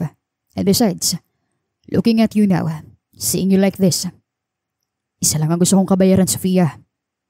Ikaw. Pagpasok nila sa kwarto ni Richard, ramdam na agad ni Sofia ang tensyon at katahimikan. Malamlam ang ilaw mula sa lampshade na lalo lang nagpapabigat sa bawat niyang hakbang. Dahang-dahang isinara ni Richard ang pinto at narinig na lang ng Sofia ang mahinang paglock nito. Ready? Simpleng tanong ng binata, sabay tanggal ng suot na blazer. Diretso lang ang tingin ni Sofia sa binata, pilit nagpapakatatag. Kung iniisip mong matatakot ako sa'yo, nagkakamali ka. Hindi ako basta-basta nasisindak. Bahagyang natawa si Richard. Halatang na-impress sa kanya. Lumapit ito. Mabagal ang bawat hakbang na para bang sinusukat kung hanggang saan ang tapang niya. Gusto ko yung tapang mo. Pero hindi kita tinatakot, Sofia. At kung akala mo, gagamitan kita ng dahas, huwag kang mag-alala. Hindi ako ganong klase ng lalaki. Kung ganun, bakit gusto mo pa rin ituloy yung usapan niyo ni tatay? Dahil tumutupad ako sa usapan. Kung hindi ko ito itutuloy, alam mo naman ang kapalit, hindi ba? Lahat ng sa inyo, magiging akin. At kung hindi makabayad ang amain mo sa itatakda kong araw, makukulong siya. Gusto mo ba yun? Marahan siyang umiling. Ngayon, walang pilitang mangyayari, Sofia. Bibigyan kita ng pagkakataong mamili. Aalis ka ngayon, pero makukulong ang amain mo at mawawalan kayo ng tirahan. Ng lahat-lahat. O papayag ka sa gusto ko ngayong gabi. At mabubura na lahat ang pagkakautang nyo. Nasa iyong desisyon. Hindi yun inaasahan ni Sofia. Saglit siyang natigilan at hindi nakapagsalita. Lumapit sa kanya si Richard at wala na siyang nagawa nang dahan-dahan nitong itaas ang kanyang baba. So, last chance, Sofia. Yes or no? Huminga muna siya ng malalim at sumagot nang hindi inaalis ang tingin sa kaharap. Yes. Good girl. At bago pa siya makaiwas, marahan ng dumampi ang mga labi ni Richard sa kanyang labi. Hindi marahas, hindi nagmamadali. Isang mabagal at mainit na halik na parang nananan siya kung papayag siya o hindi. Sir Richard. Tinitigan siya nito. Nagtatanong ang mga mata. Sofia, sisiguraduhin ko na hindi mo malilimutan ang gabing to. That you want this as much as I do. Yun ang gusto mo. Hindi kita pipilitin. Pero isa lang ang hinihiling ko. Let me show you how much I want you. At muli siya nitong hinalikan. Mas mariin, mas matagal. Hanggang sa tuluyan na niyang nalimutan ang dignidad at respeto sa sarili. Pumikit siya. Nanalangin at umasa na sana ay tama ang desisyon niyang iyon. Sophie, narito ka pala. Ngumiti si Sofia nang lumapit si Don Gregorio at naupo sa tabi niya. Bakit hindi mo sila samahan doon? Ay, hindi na po. Baka masira ko lang yung ginagawa nilang sandcastle. Ganun ba? Nakikita ko kasi na naaaliw ka sa panonood sa kanila. Opo. Ngayon ko lang nakita si Derek na ganyan kasaya. Nahihiya niyang pag-amin. Alam mo, Iya, masaya rin akong makita na masaya si Derek. At magkasundo sila ng anak ko. Pero ikaw ba? Ayos ka lang. Para kasing may inaalala ka. Huminga ng malalim si Sofia at pilit itinago ang tunay na nararamdaman. Wala naman po, Don Gregorio. Iniisip ko lang na sana hindi masyadong maapektuhan si Derek sa oras na umalis na si Richard. Sir Richard. Matalino naman ang anak mo. Siguradong maiintindihan niya kapag kailangan nang bumalik sa Amerika ni Richard. Sana nga po. Malay mo, mas matagal pa si Richard dito. Di matutuwa ng gusto si Derek, hindi ba? Magtatagal? Bakit naman po? Nagkibit balikat ang matanda. May nabanggit kasi siya sa akin na nung nakaraang araw. Willing-willing siya dito sa atin . At minsan daw, naiisip niya na parang mas gusto na lang niyang asakasuhin ang lahat ng mga negosyo dito kaysa bumalik sa Amerika. Ang sabi ko naman sa kanya, bakit nga ba hindi? Mas maaasikaso niya ang mga negosyo namin dito. At least dito may pamilya siya. Tayo. Napaangat siya ng tingin. Tayo? Bakit po kasama ako? Oo, ikaw at si Derek. Parang may kumurot sa puso ni Sofia. Napayuko siya. Hindi naman po kami kapamilya. Hindi po ako bahagi ng pamilya ninyo. Umiling si Don Gregorio. Hindi sa dugo na susukat ang pagiging kapamilya, Sophie. Matagal na kayong bahagi ng pamilya. Ikaw na nga ang tumayong parang anak ko sa mansyon at si Derek. Itinuring ko ng apo ang batang yan. Simula nung ipinagbuntis mo pa lamang siya. Salamat po. Pero baka hindi magustuhan ni Sir Richard na ganyan ang turing niyo sa aming mag-ina. Kung akong tatanungin, mukhang wala naman siyang reklamo. Sa tingin ko nga masaya siya na nariyan kayo. Tingnan mo, aliw na aliw sa pakikipaglaro sa anak mo. Mahana po pala siya sa inyo, Don Gregorio. Malapit ang puso sa mga bata. Tumango ang matanda. Kaya swerte ang magiging anak niyang si Richard. Hindi lang mai-spoil sa mga material na bagay ang bata, kundi maging sa pagmamahal. Huling gabi na nila sa resort at kalmado na ang dagat ng mga oras na iyon. Nakatulog na si Derek sa sofa doon sa balkonahe at handa na sanang buhatin ni Sofia ang anak nang biglang dumating si Richard. Sofia, pwede ka ba makausap? Kahit sandali lang. Tungkol saan? Tanong niya na may kaba sa dibdib. Nang nagdaang mga linggo na naroon si Richard, ay unti-unti na ring nabubuwag ang dingding na itinayo niya sa pagitan nila. Hindi lang dahil sa ipinapakita nitong kabaitan sa kanyang anak, kundi bilang paggalang na rin kay Don Gregorio. Doon ka pa dapat sinabing tungkol dito. Pero ngayon ako nagkaroon ng pagkakataon. Tungkol sa stepfather mo na si Domingo. Napaangat siya ng tingin. Matagal na akong walang balita sa kanya. At wala na siyang balak alamin pa kahit na anong tungkol dito sa ngayon. Nung hinanap kita, pinuntahan ko siya. Tinanong ko siya tungkol sa'yo. Kung asan ka, kung ligtas ka ba. Pero wala raw siyang alam. Hindi ka na raw bumalik sa bahay niyo pagkatapos ng gabing yun. Pero alam kong pera lang ang katapat para magsabi siya ng totoo. Kaya binigyan ko siya ng pera kapalit ng impormasyon tungkol sa'yo. At sabi lang niya, gagawin niyang lahat para mahanap ka niya. Pero nung balikan ko siya pagkaraan ng 1 linggo, wala na siya sa bahay niyo. Then may natanggap akong balita na nakakulong siya. Staffa, pinuntahan ko siya sa kulungan. Kinausap. Sabi niya, nakisisi siya sa ginawa niya sa'yo. Na ginawa ka niyang pambayad utang sa akin. Sabi niya, akala niya mas makakatulong siya sa'yo. Gawa nang alam niya na may pagtingin ka rin naman sa akin. Nanlaki ang mga mata niya. Anong sinabi niya yun sa'yo? Oo. Hindi raw niya sinasadya na gano'n ang hahantong lahat. Siguro dahil daw sa kalasingan.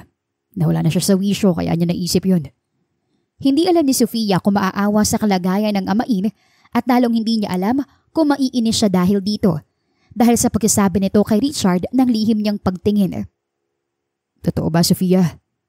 Ang alin? Na may pagtingin ka sa akin noon pa man. Napalingon siya rito at nakita itong nakangiti. Ay nako Richard, matagal na yun. Tsaka ano ba? Ang seryoso ng usapan natin tapos haluan mo ng ganyan. Aba, seryoso naman ang tanong ko . Gusto ko lang malaman. Kasi kung totoo yun. Kung totoo yun, ano? Kung totoo yun, gagawin kong lahat, Sofia. Para lang manumbalik ang pagtingin mong yun sa akin. Inirapan niya si Richard. Pilit pinipigil ang mapangiti. Napakamot naman si Richard sa batok at natawa. Anyway, gusto mo bang tulungan kong tatay mo na makalabas sa kulungan?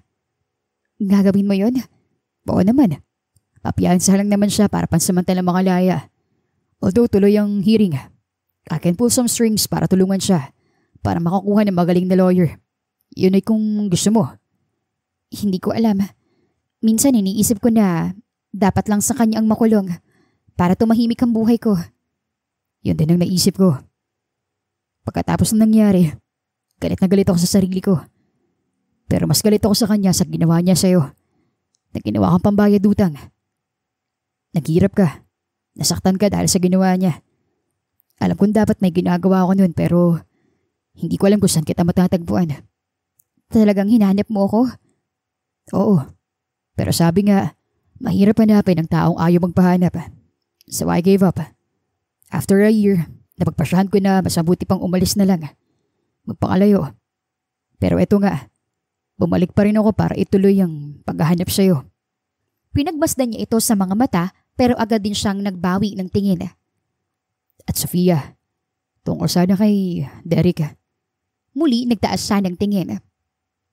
Sa tuwing nagkakwentuhan kami, hindi niya mababanggit kung gaano kanya kamahal. Gusto ko tang i-congratulate sa magandang magpapalaki sa kanya kahit na ikaw lang mag-isa. Alam ko napakahirap pero hindi ka sumuko. Agad na pinahira ni Sofia ang luhang nagbabadya sa kanyang mga mata. Alam mo ba na gusto niya makilala ang tunay niyang ama? Lumakas ang pintig ng kanyang puso. Sinabi niya yun sa'yo? Oo. Hindi niya raw niya sinasabi sa'yo dahil ayaw niya nakikita kang nalulungkot. Bahagyang lumapit si Richard sa kinatatayuan niya. Umiiyak raw sa tuwing nagpapag-usapan ng tungkol sa kanya. Kaya mas pinili niya na wag na lang sabihin sa'yo. Derek, napatingin siya sa anak na noon ay mahimbing na ang pagkakatulog. Sofia, sa tingin ko, kung may taong mang panahon man na dapat mong ipakilala sa kanya ang tunay niyang ama, ngayon na siguro yun. Natigilan siya, lalo na nang makitang seryosong-seryoso si Richard. Gusto mo bang tulungan kitang sabihin sa kanyang totoo? Anong ibig mong sabihin? Na ako ang tunay niyang ama. Nanlaki ang kanyang mga mata. Richard, paanong... Unang kita ko pa lang sa bata. Ibang naramdaman ko. Lalo na nung malaman ko kung ilang taon na siya. At ikaw ang nanay. Sofia, hindi ko rin maipaliwanag pero alam ko. Paramdam ko. At ngayon nandito na ako. Gusto ko malaman mo na kung handa ka nang sabihin sa kanyang totoo. Nandito lang ako. And I'm not going anywhere. Tuluyan ang tumulo ang luha ni Sofia. Gusto niyang sumigaw. Gusto niyang tumakbo palayo. Pero ng mga oras na iyon, napagtanto niya na wala ng dahilan para pa magtago. Richard, hindi ko pa alam kung paano ko sasabihin. Nandito na ako, Sofia. Kung hindi mo kaya, hayaan mo ako magsabi sa anak mo. Sa anak natin. Pero, Sofia, gusto ko lang malaman mo. Nasa mga panahong nawala ako.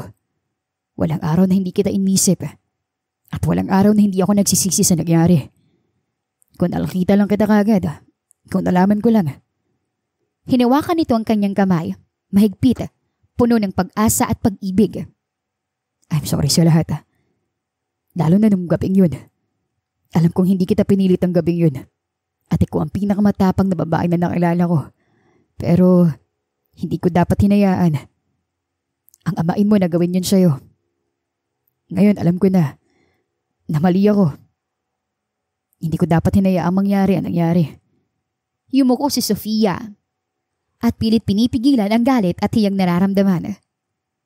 Alam ko hindi ko na mababago ang nakaraan. Pero ngayon, ipinapangako ko na gagawin kong lahat para maitama ang mga maling nagawa ko. Hindi ko na hayaang mawalay pa ulit sa'yo. Sa inyo ni Derek. Hindi ko alam kung kaya kong kalimutan ng gano'n na lang ang lahat. Hindi ko alam kung kaya kitang patawarin agad. Hindi ko in-expect na papatawad mo kagad ako, Sofia. Gusto ko lang sanang malaman mo na hindi ako tulad ng dati. Hindi na ako yung dating Richard na walang awa. Walang pakialam sa iba. Walang puso. Iba na ako, Sofia. You changed me. Sa wakas ay nagtaas ng tingin si Sofia at tinignan si Richard sa mga mata.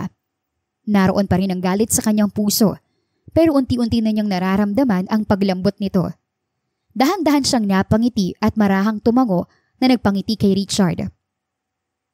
Sapat na sa akin ang ganito sa ngayon, Sofia. Hindi kita mamadaliin. Amoy bawang at sibuyas ang buong kusina at kahit hindi magandang pakiramdam, ay patuloy lang sa pagluluto si Sofia. Pinipilit niyang huwag ipahalata na kanina pa siyang nahihilo at pinapawisan ng malamig. Konti na lang maluluto na to. Bulong niya sa sarili. Kahit pa nga bahagyang umiikot na ang kanyang paningin hanggang sa bigla na lang siyang napahawak sa gilid ng mesa. Muntik na siyang bumagsak sa sahig. Buti na lang at eksaktong bumukas ang pinto ng kusina. Sofia! Malakas at may halong takot na sigaw ni Richard nang makita siya.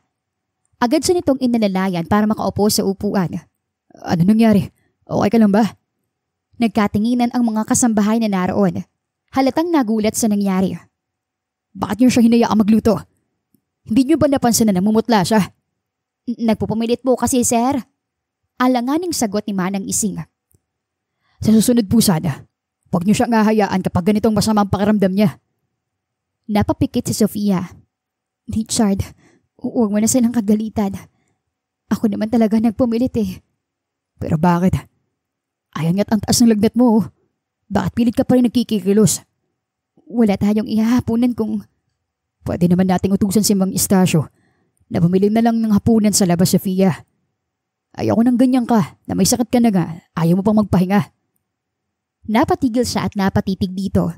Tumayo si Richard. Kumuha ng isang basong tubig at iniabot sa kanya. Uminom ka muna. Tapos aakyat ka sa kwarto para magpahinga. Wala akong pakialam kung magalit ka sa akin. Pero hindi kita hayaang gumalaw-galaw hanggat may sakit ka. Bahagyang natawa si Sofia. Okay lang ako, ano ka ba? Seryoso ako, huwag kang magtawa dyan. Please, take a rest. At hayaan mong alagaan kita. Kahit ngayon lang. Nakaiga na si Sofia sa malambot na kama ng guest room. Napapikit siya pero ramdam niya ang init na bumabalot sa kanyang katawan. Huwag mo na akong lagyan yan. Okay naman ako. Mahina niyang sabi nang maramdaman ang padantay ng malamig na bimpo sa noo niya. Okay. Ang init-init mo pa rin, Sofia.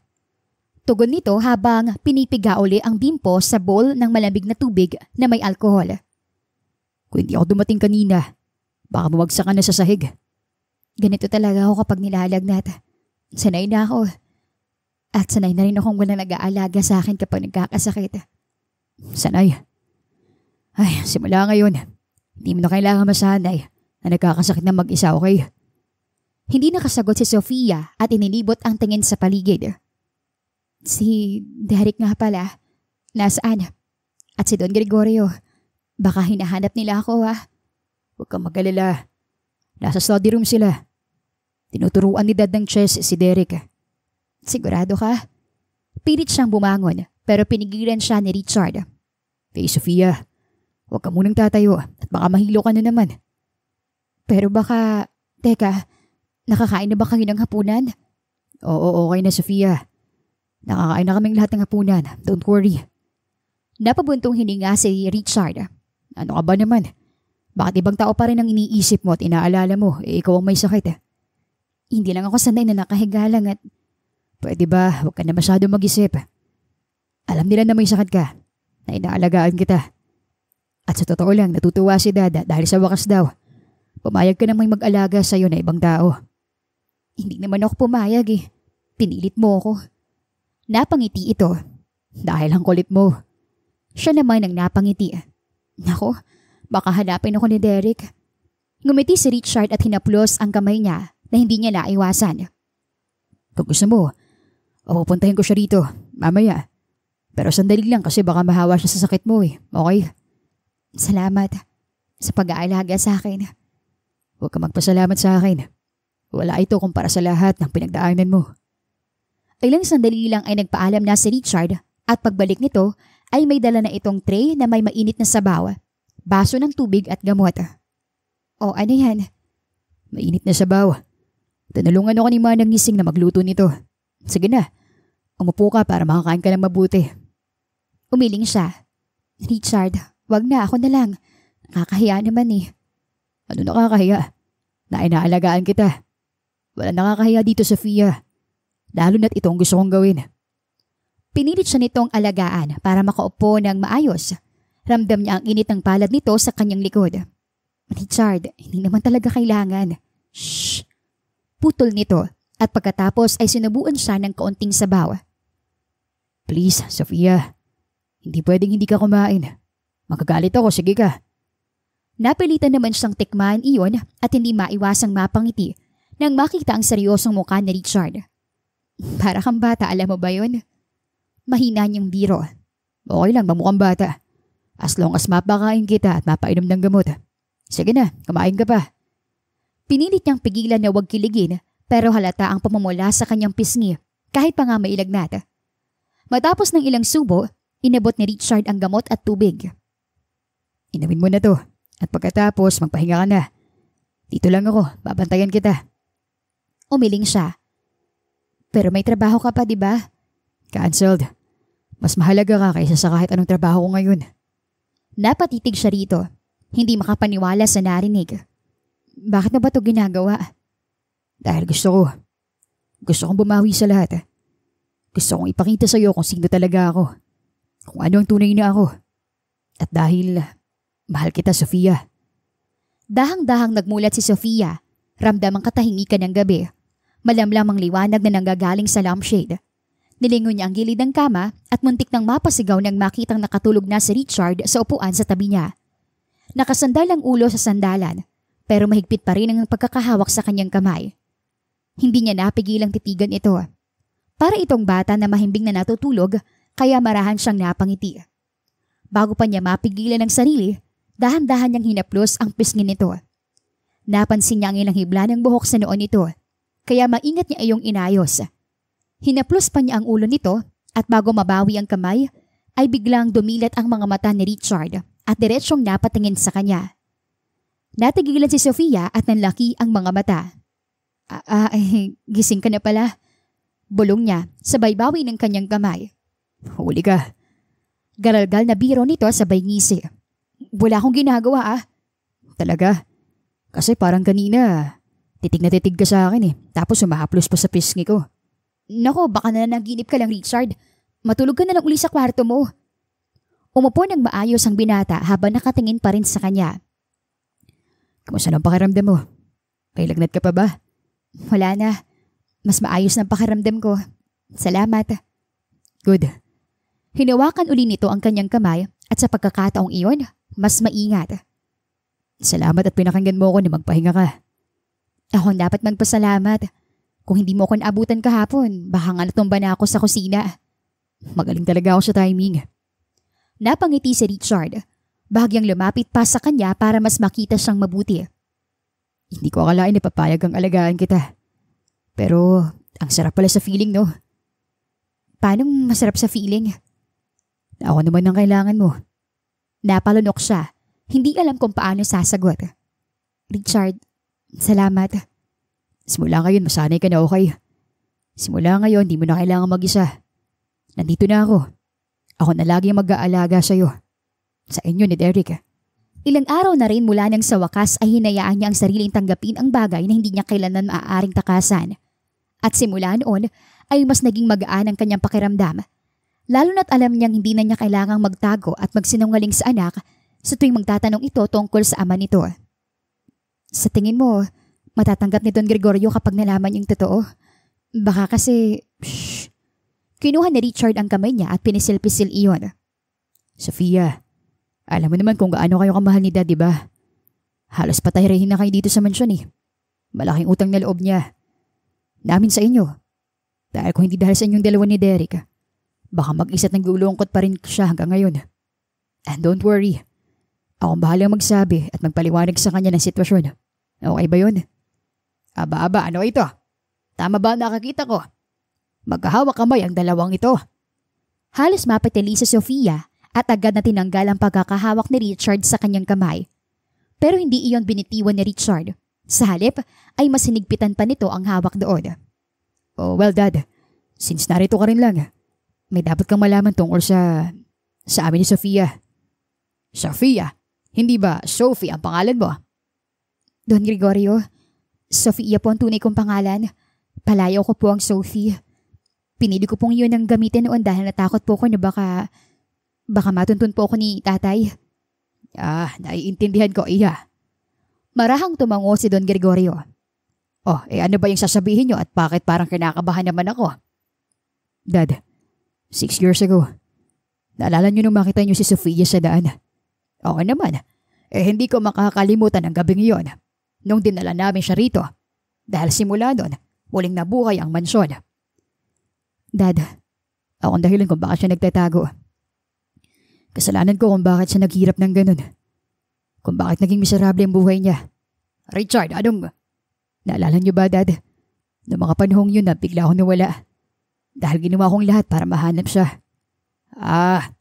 Tumango-tango ang matanda na tila may naaalala. Naalala ko nga, may nabanggit ka sa akin na isang kasalanang labis mong pinagsisisihan. Kaya ka ng ibang bansa. Kaya mo piniling pumunta na lang sa Amerika dahil hanggat maaari. Gusto ko nang kalimutan na nangyari. Pero hindi ko pala kayang kalimutan si Sofia, Dad.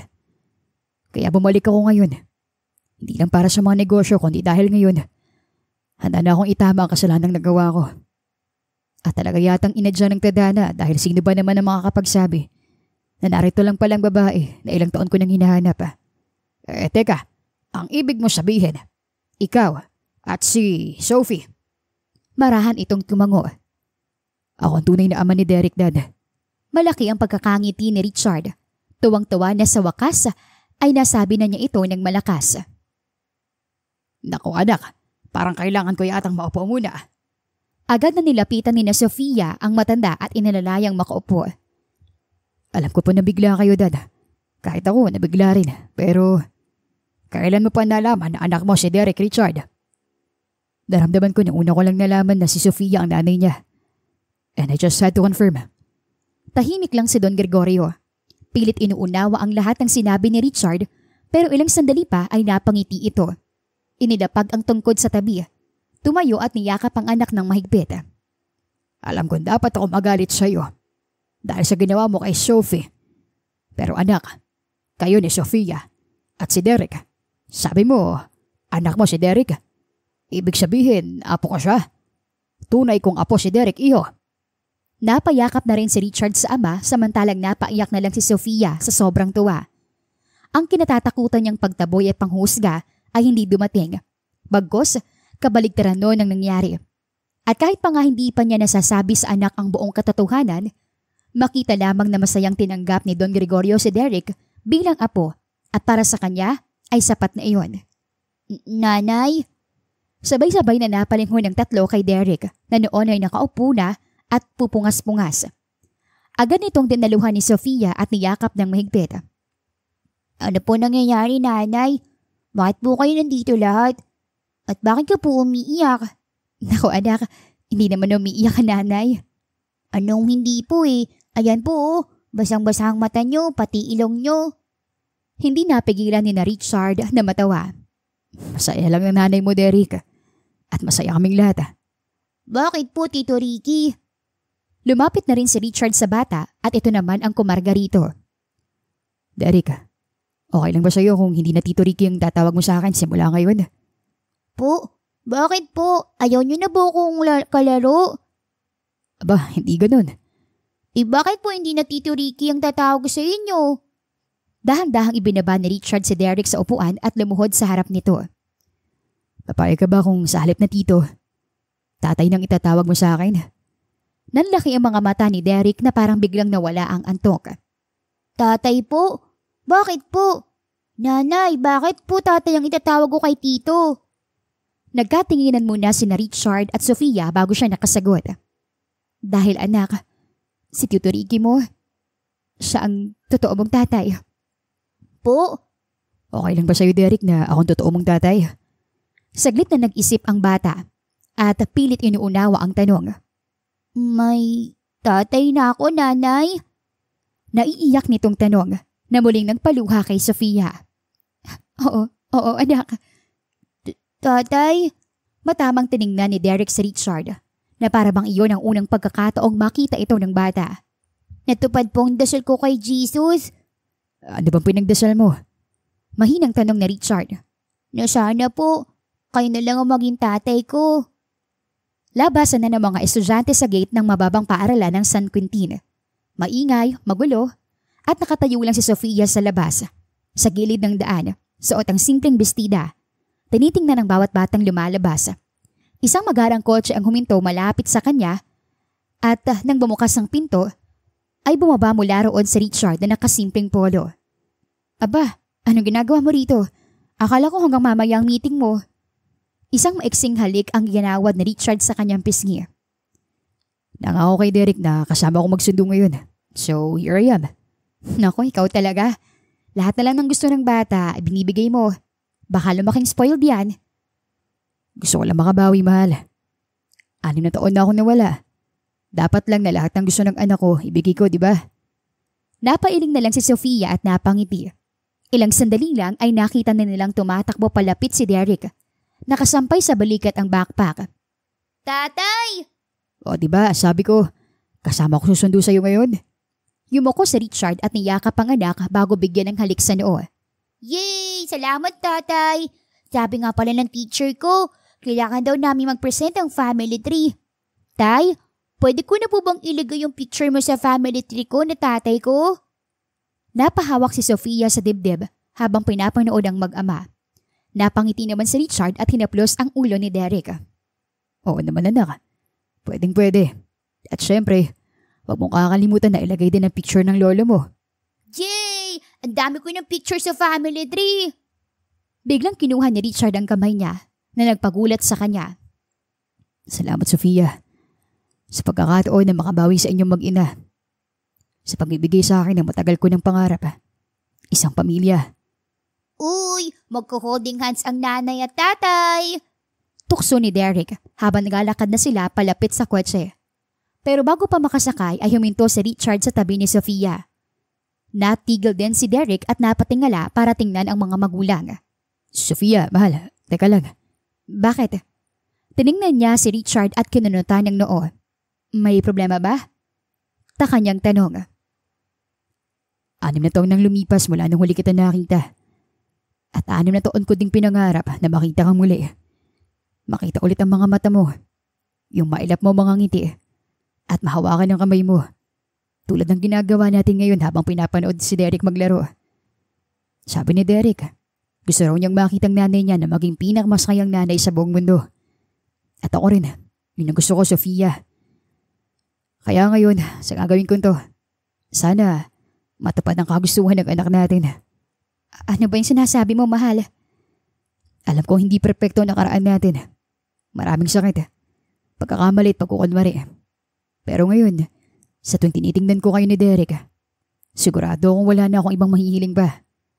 At biglang lumuhod si Richard sa tapat ng sasakyan. Sa harap ng maraming tao. Hawak nito ang maliit na pulang kahon na hindi alam ni Sofia kung saan ito nakuha. Will you marry me, Sofia? Nagdingning ang mga mata ni Derek at napayakap sa bewang niya. Dinigang hiyawan at palakpakan sa baligid. Pero hindi iyon pinansin ni Sofia dahil tanging si Richard lang ang kanyang nakikita at narinig ng oras na iyon. Napanganga siya at dumoble ang bilis ng tibok ng kanyang puso. Richard, teka lang. Talaga bang nagpapropose ka ngayon? Hindi pa ba obvious? Biro pa nito kahit pa nga nangingilid na rin ng luha. Habang tinitingnan ni Sofia ang anak at si Richard, pakiramdam niya ay punong-puno ang kanyang puso ng pagmamahal. Sa wakas, pagkatapos ng lahat ng hirap at pasakit sa mga nagdaang taon, narito na sila ngayon. Buo. Nanay, mag-uo ko na po. Ha? Tanong niya na parang noon lang nagbalik sa realidad. Uulitin ko tanong ko. Mahal, will you marry me? Marahan siyang tumango. Oo, Richard. Oo. Mabilis na tumayo si Richard at dahan-dahang isinuot ang singsing sa daliri ni Sofia. Salamat, Sofia. Salamat sa pagtanggap sa akin. Sa atin. Napatalo naman si Derek at niyakap silang dalawa. Sabay sigaw sa sobrang tuwa. Kiss, Nay, Tay, kiss! Namula si Sofia pero hindi na siya nakatanggi nang hawakan ni Richard ang magkabila niyang pisngi at halikan sa mga labi. Muling naghiyawan ng mga tao na tuwang-tuwa sa nasaksihan. Tiningnan ni Richard ang anak at pagkatapos ay si Sofia. Hindi niya napigilang mapangiti, mapaluha dahil sa tinagal-tagal ibinigay na ng Diyos ang matagal na niyang pinagdarasal. Isang buo at masayang pamilya. Ilang araw matapos ang simpleng kasal na ginanap sa mismong hardin ng mansyon, natuloy na rin ang matagal ng pangako ni Richard sa kanya. Mainit ang sikat ng araw sa Manila nang bumaba sina Sofia, Richard at Derek mula sa sasakyan. Kasama rin nila si Don Gregorio na hindi maikubli ang tuwa, lalo na't dito nakahawak si Derek na para bang inaalalayan ang bawat nitong yapak. Pumasok sila sa maliit ngunit maaliwalas na apartment building. Ang bagong tahanan ni Mang Domeng, ang amain ni Sofia.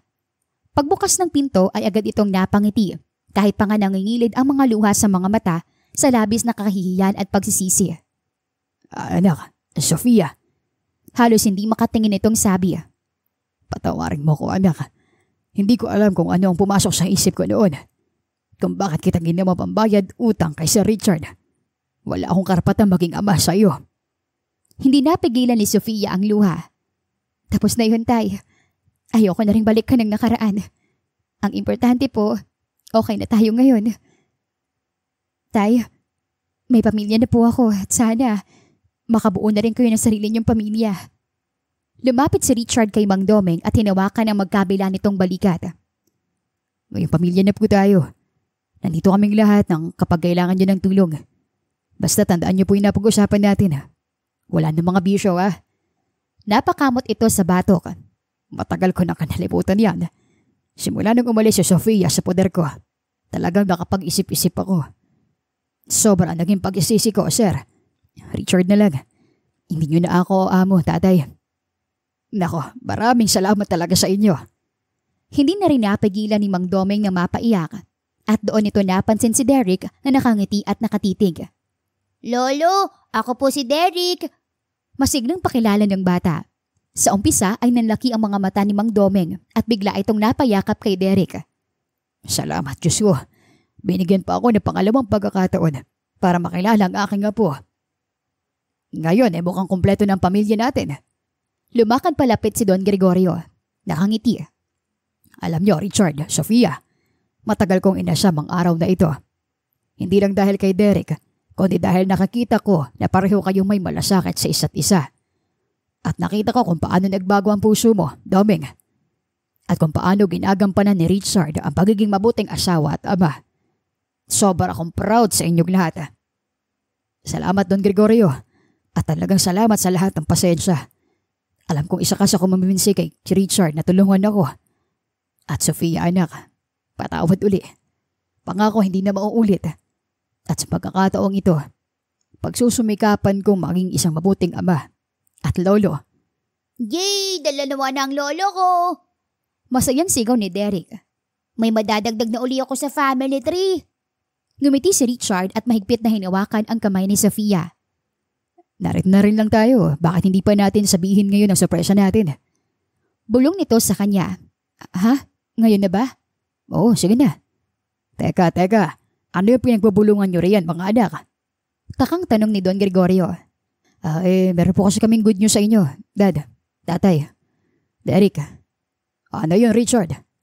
Sige mahal, ikaw na magsabi. Ngumiti si Sofia. Magiging kuya na si Derek. Wow, talaga, Mami? Nang tumango siya ay nagtatalon si Derek sa tuwa. Napatingin naman si Don Gregorio sa kanila. Huminga ng malalim at ngumiti na halos abot tenga. Oh, kaya pala kakaiba ang saya niyong dalawa ngayong araw. Napakaraming blessings sa ating pamilya. Hinaplos nito ang ulo ni Derek sa kaniyakap ng mahigpit sina Sofia at Richard. Alam niyo ba, sa tanda kong ito ang pinakamasayang araw ko. Sa wakas, nakikita ko kayong lahat ng magkakasama, nagkakaisa at masaya. Naku, Dad, abangan mo ang isa pa kayong hahabulin sa garden. Natawa ito pero may halong luha. Parang nananaginip ako Ako man din, sabi ni Mang Doming. Hindi ko naisip na sa lahat na nangyari, sa lahat ng kasalanan ko, mabibigyan pa rin ako ng pagkakataon. Napakabait talaga ng Diyos. Niyakap muli ni Sofia ang ama. Wala naman pong imposible sa Diyos, tatay. Basta't pinagsisisihan na natin ang mga kasalanan natin at mangangako na magiging mas mabuting tao. Ibibigay ng Diyos ano man ang hiling natin. Wakas,